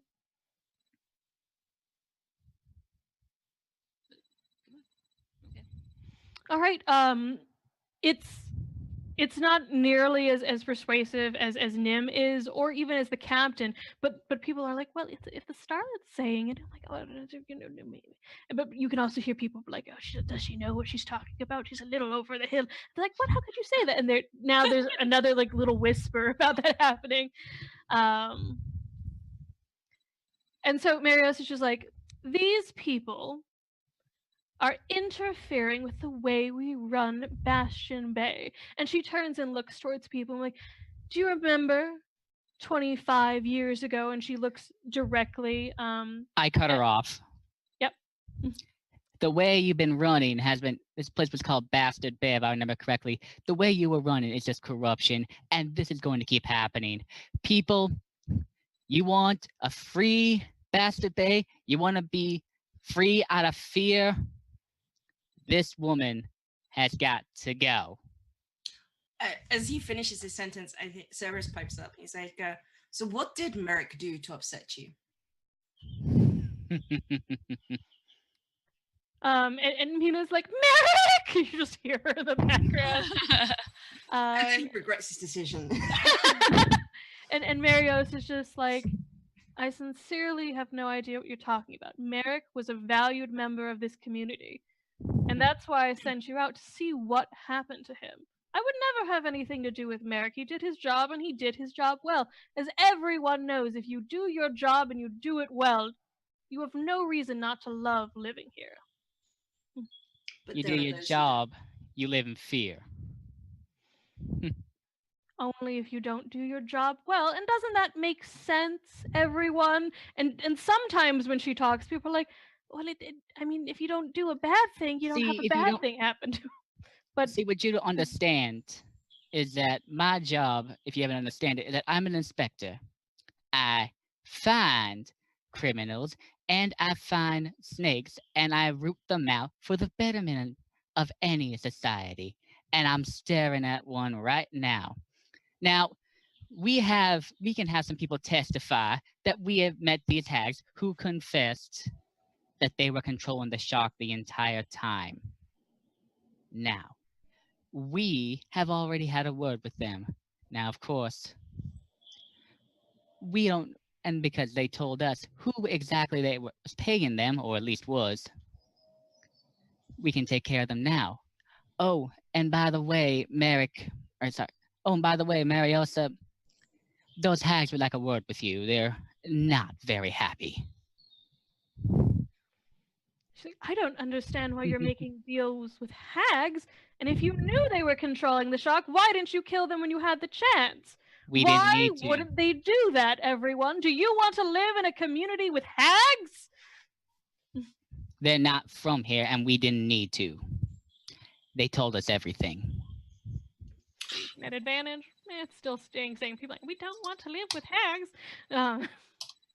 Why don't we take a little boat trip to the lighthouse with Mariosa? You know, I'd be fine with that.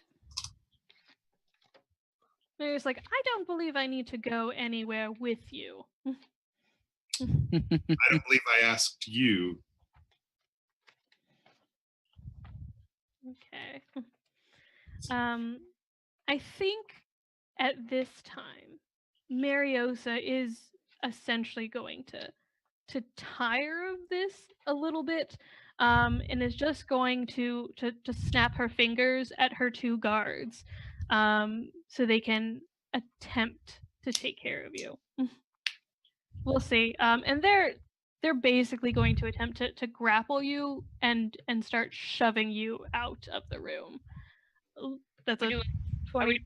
Initiative? Eh. But that's both. I'm gonna say both of them roll a 22. So at least Nim and Bobby, you start finding yourself just like being hustled along, and people are like, "We should let them talk," and other people are like, "I don't know. It's been a nice life." It's a very divided crowd. But at least Bobby, Noah, and Nim are finding themselves being shoved out of the crowd. I think Cerberus kind of stands there as one of the guards comes up to him. He's just looking at him going, seriously, I could stand on you. Well, there's only He's like- two guards right now, so it's just that's why it's Nim and Bobby Noah. But Mariosa does bring a whistle to her mouth and lets out 3 shrill calls. I think Cerberus will turn and stand. He kind of stands a little taller than he always has. He's like, I am a member of the clergy. This woman is a liar. She makes deals with creatures. And I'm Ambergrease. Darling, still totally relevant today. Marios will ask, "Who is your god?" Kalimvor.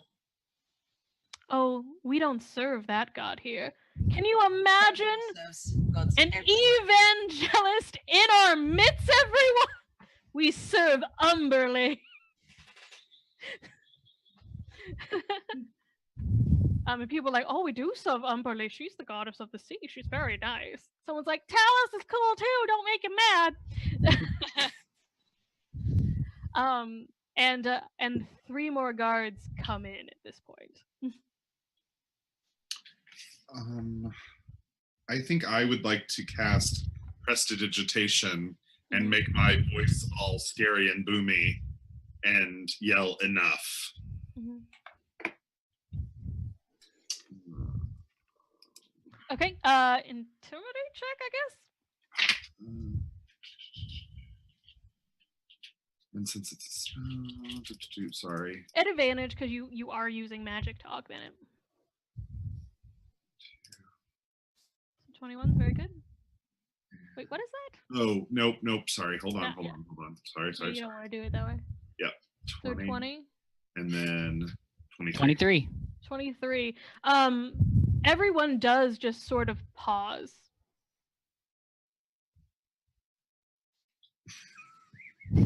It's very scary. And it's a tiefling, so their eyes just sort of like flare and turn black. And everyone's just the wind also starts to blow as part of my sorcery goodness. So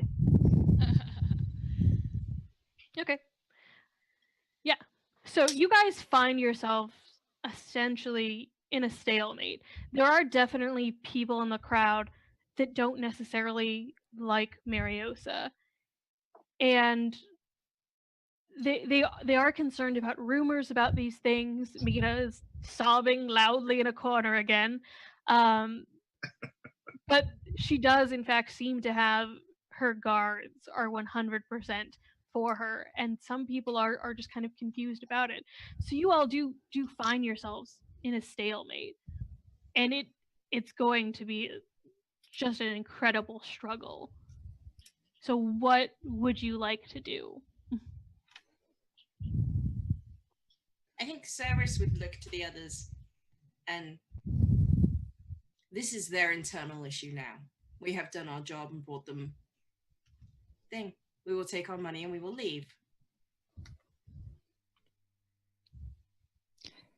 I think Bobby would shrug and say, very well. Those of you know the reality. Do with it what you wish. And I'll walk out, like, not even, like, just head high, like, I did my job. Mm-hmm. Yeah, Cerberus will walk with him. And as in relation to his newborn friend, his new friend will then put his glasses on. Mm-hmm. Did we get our money? Well, my question is, this is the general consensus.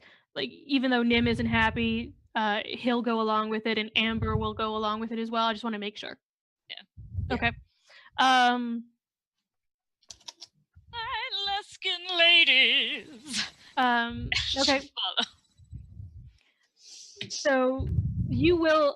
So Marios would be like, you have done. It seems a shame to pay you the full amount, but you've done us a service. Very well. You'll find my steward on the dock. We'll give you an hour to leave town.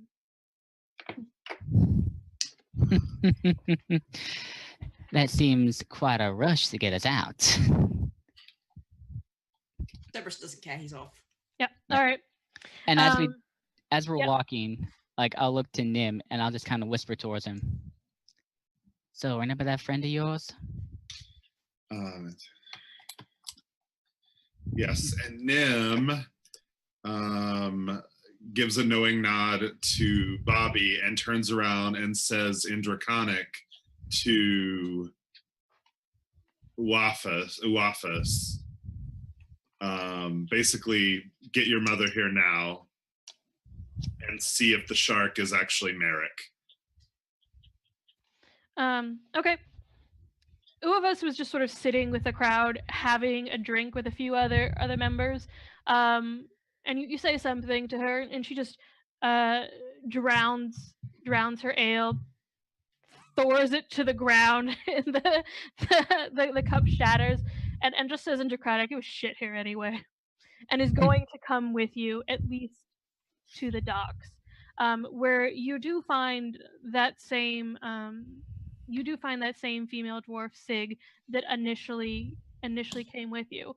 And she's quite in a hurry, and she has just like several bulging bags of gold with her, and it's just like and it's sort of hustling you to the sea snake, where you can see they're like really quickly trying to get everything ready to get things going, and you can see like Jason like looking over, just like, oh hey guys, and he's like running at you. You can also see that there are like a couple of town people like fast walking after you as well. They're sincere, they seem frightened. And Sig is like, oh well, thank you so much for coming, and I'm so I did not expect things to go out this way. And then just says in a very low voice, if you do come back, you will need a force with you. We intend to. And we're taking the old man corpse with us. Oh yeah, we're taking the shark. No, but I think everyone just wants you to leave as fast as you can. And when I've heard you have an hour, it's going to be closer to 30 minutes. I would sail as fast as you can. Luckily, the shark is still tethered to the sea. So. Yeah. And Uafis is like, I know a place we can stay, and she's going to come with you. And so you guys can get your gold, and shove off, and you're going as fast as you can. There aren't like any. There are a few like emergency oars on this ship. Like somehow when ships get dead in the water and they want to make sure that they can control themselves a little bit. And you've got every sail up. You got people rowing, and people are just hauling ass as fast as they can. And as you get out into open water, and Jason is telling people to man the harpoons and just to be on high alert. And nobody is questioning this. Everyone on board this ship is well aware that if they get caught, something bad will happen. And he's just like, this is not how I expected things to go, but if you can make good on bringing people back here, I wouldn't mind having a shot at Mariosa. Good. Right? Sorry, I'm still wearing my glasses. 'Cause All right, and so you sail off into the bright afternoon sun, a little bit richer, and perhaps with your next adventure planned out. Mhm. And that is where we end. All right, thank you so much for playing. If you were watching, thank you so much for watching, and I hope it was pretty enjoyable. I'm gonna let each of you basically like sign yourselves out and say what you want to. You can just give your name again, give a handle if you have it. If you have like a quick thing you wanted to plug, like an upcoming game or stream or something, feel free to do so. So, Bill, did you want to go first? Hi. My name is Bill. A lot of you guys might know me in Twitches as MadeRogue. I don't really have much to really plug right now. If you're interested, I might be here pretty soon for the West Marches Mutant Year Zero campaign. Hopefully that's going to come up. And then if you like my role playing, which I really hope you guys do, feel free. March 11th, I'll be at the Scriticus Academy, and I'll be playing a little bit of a Monster of the Week. And Twitter handle Armand Bill. If you really want to follow me, go right ahead. I will sometimes just post what people are doing and occasionally rant about sports, but that's just me. All right, thank you. And then Claire, Free Huggles. I am Free Huggles. I am the Sassy of Sultan Sassy. You can find me there Monday, Wednesday, Fridays, and Sundays now. So, yay! Hey. Okay, Evan, do you have anything you want to say? My name's Evan James Copeland. I am alphabet_Evan on all social media, and then my gamer tag is the Cat King 86. This is the third or fourth time I've played, so thank you for being patient with me, and it's been great fun. Thank you. Yeah. Okay, and Devin, you have anything to say? I'm Devin Moody. I don't have any social media presence really, and this is the first time I've streamed. But yes, I had fun and hope to do this again. All right, and I am Cindy. I'm Babble Drabble on Twitter. I think I'm at CLBUTOR87 on Twitch, and I occasionally do stuff. And I have been your GM. And once again, we were playing The Beast of Bastion Bay by Emmett Byrne. So if you had fun with it, look up the full adventure. And thank you so much for coming and watching us and supporting this good cause and everything. So thank you. Bye. Hell yeah, thank you guys so much. Later, guys. Stick around, guys. We will be right back for another one-shot in our 12-hour marathon. We're playing Numenera up next, so stick around. We'll be right back. And from all of us to you guys, bye-bye.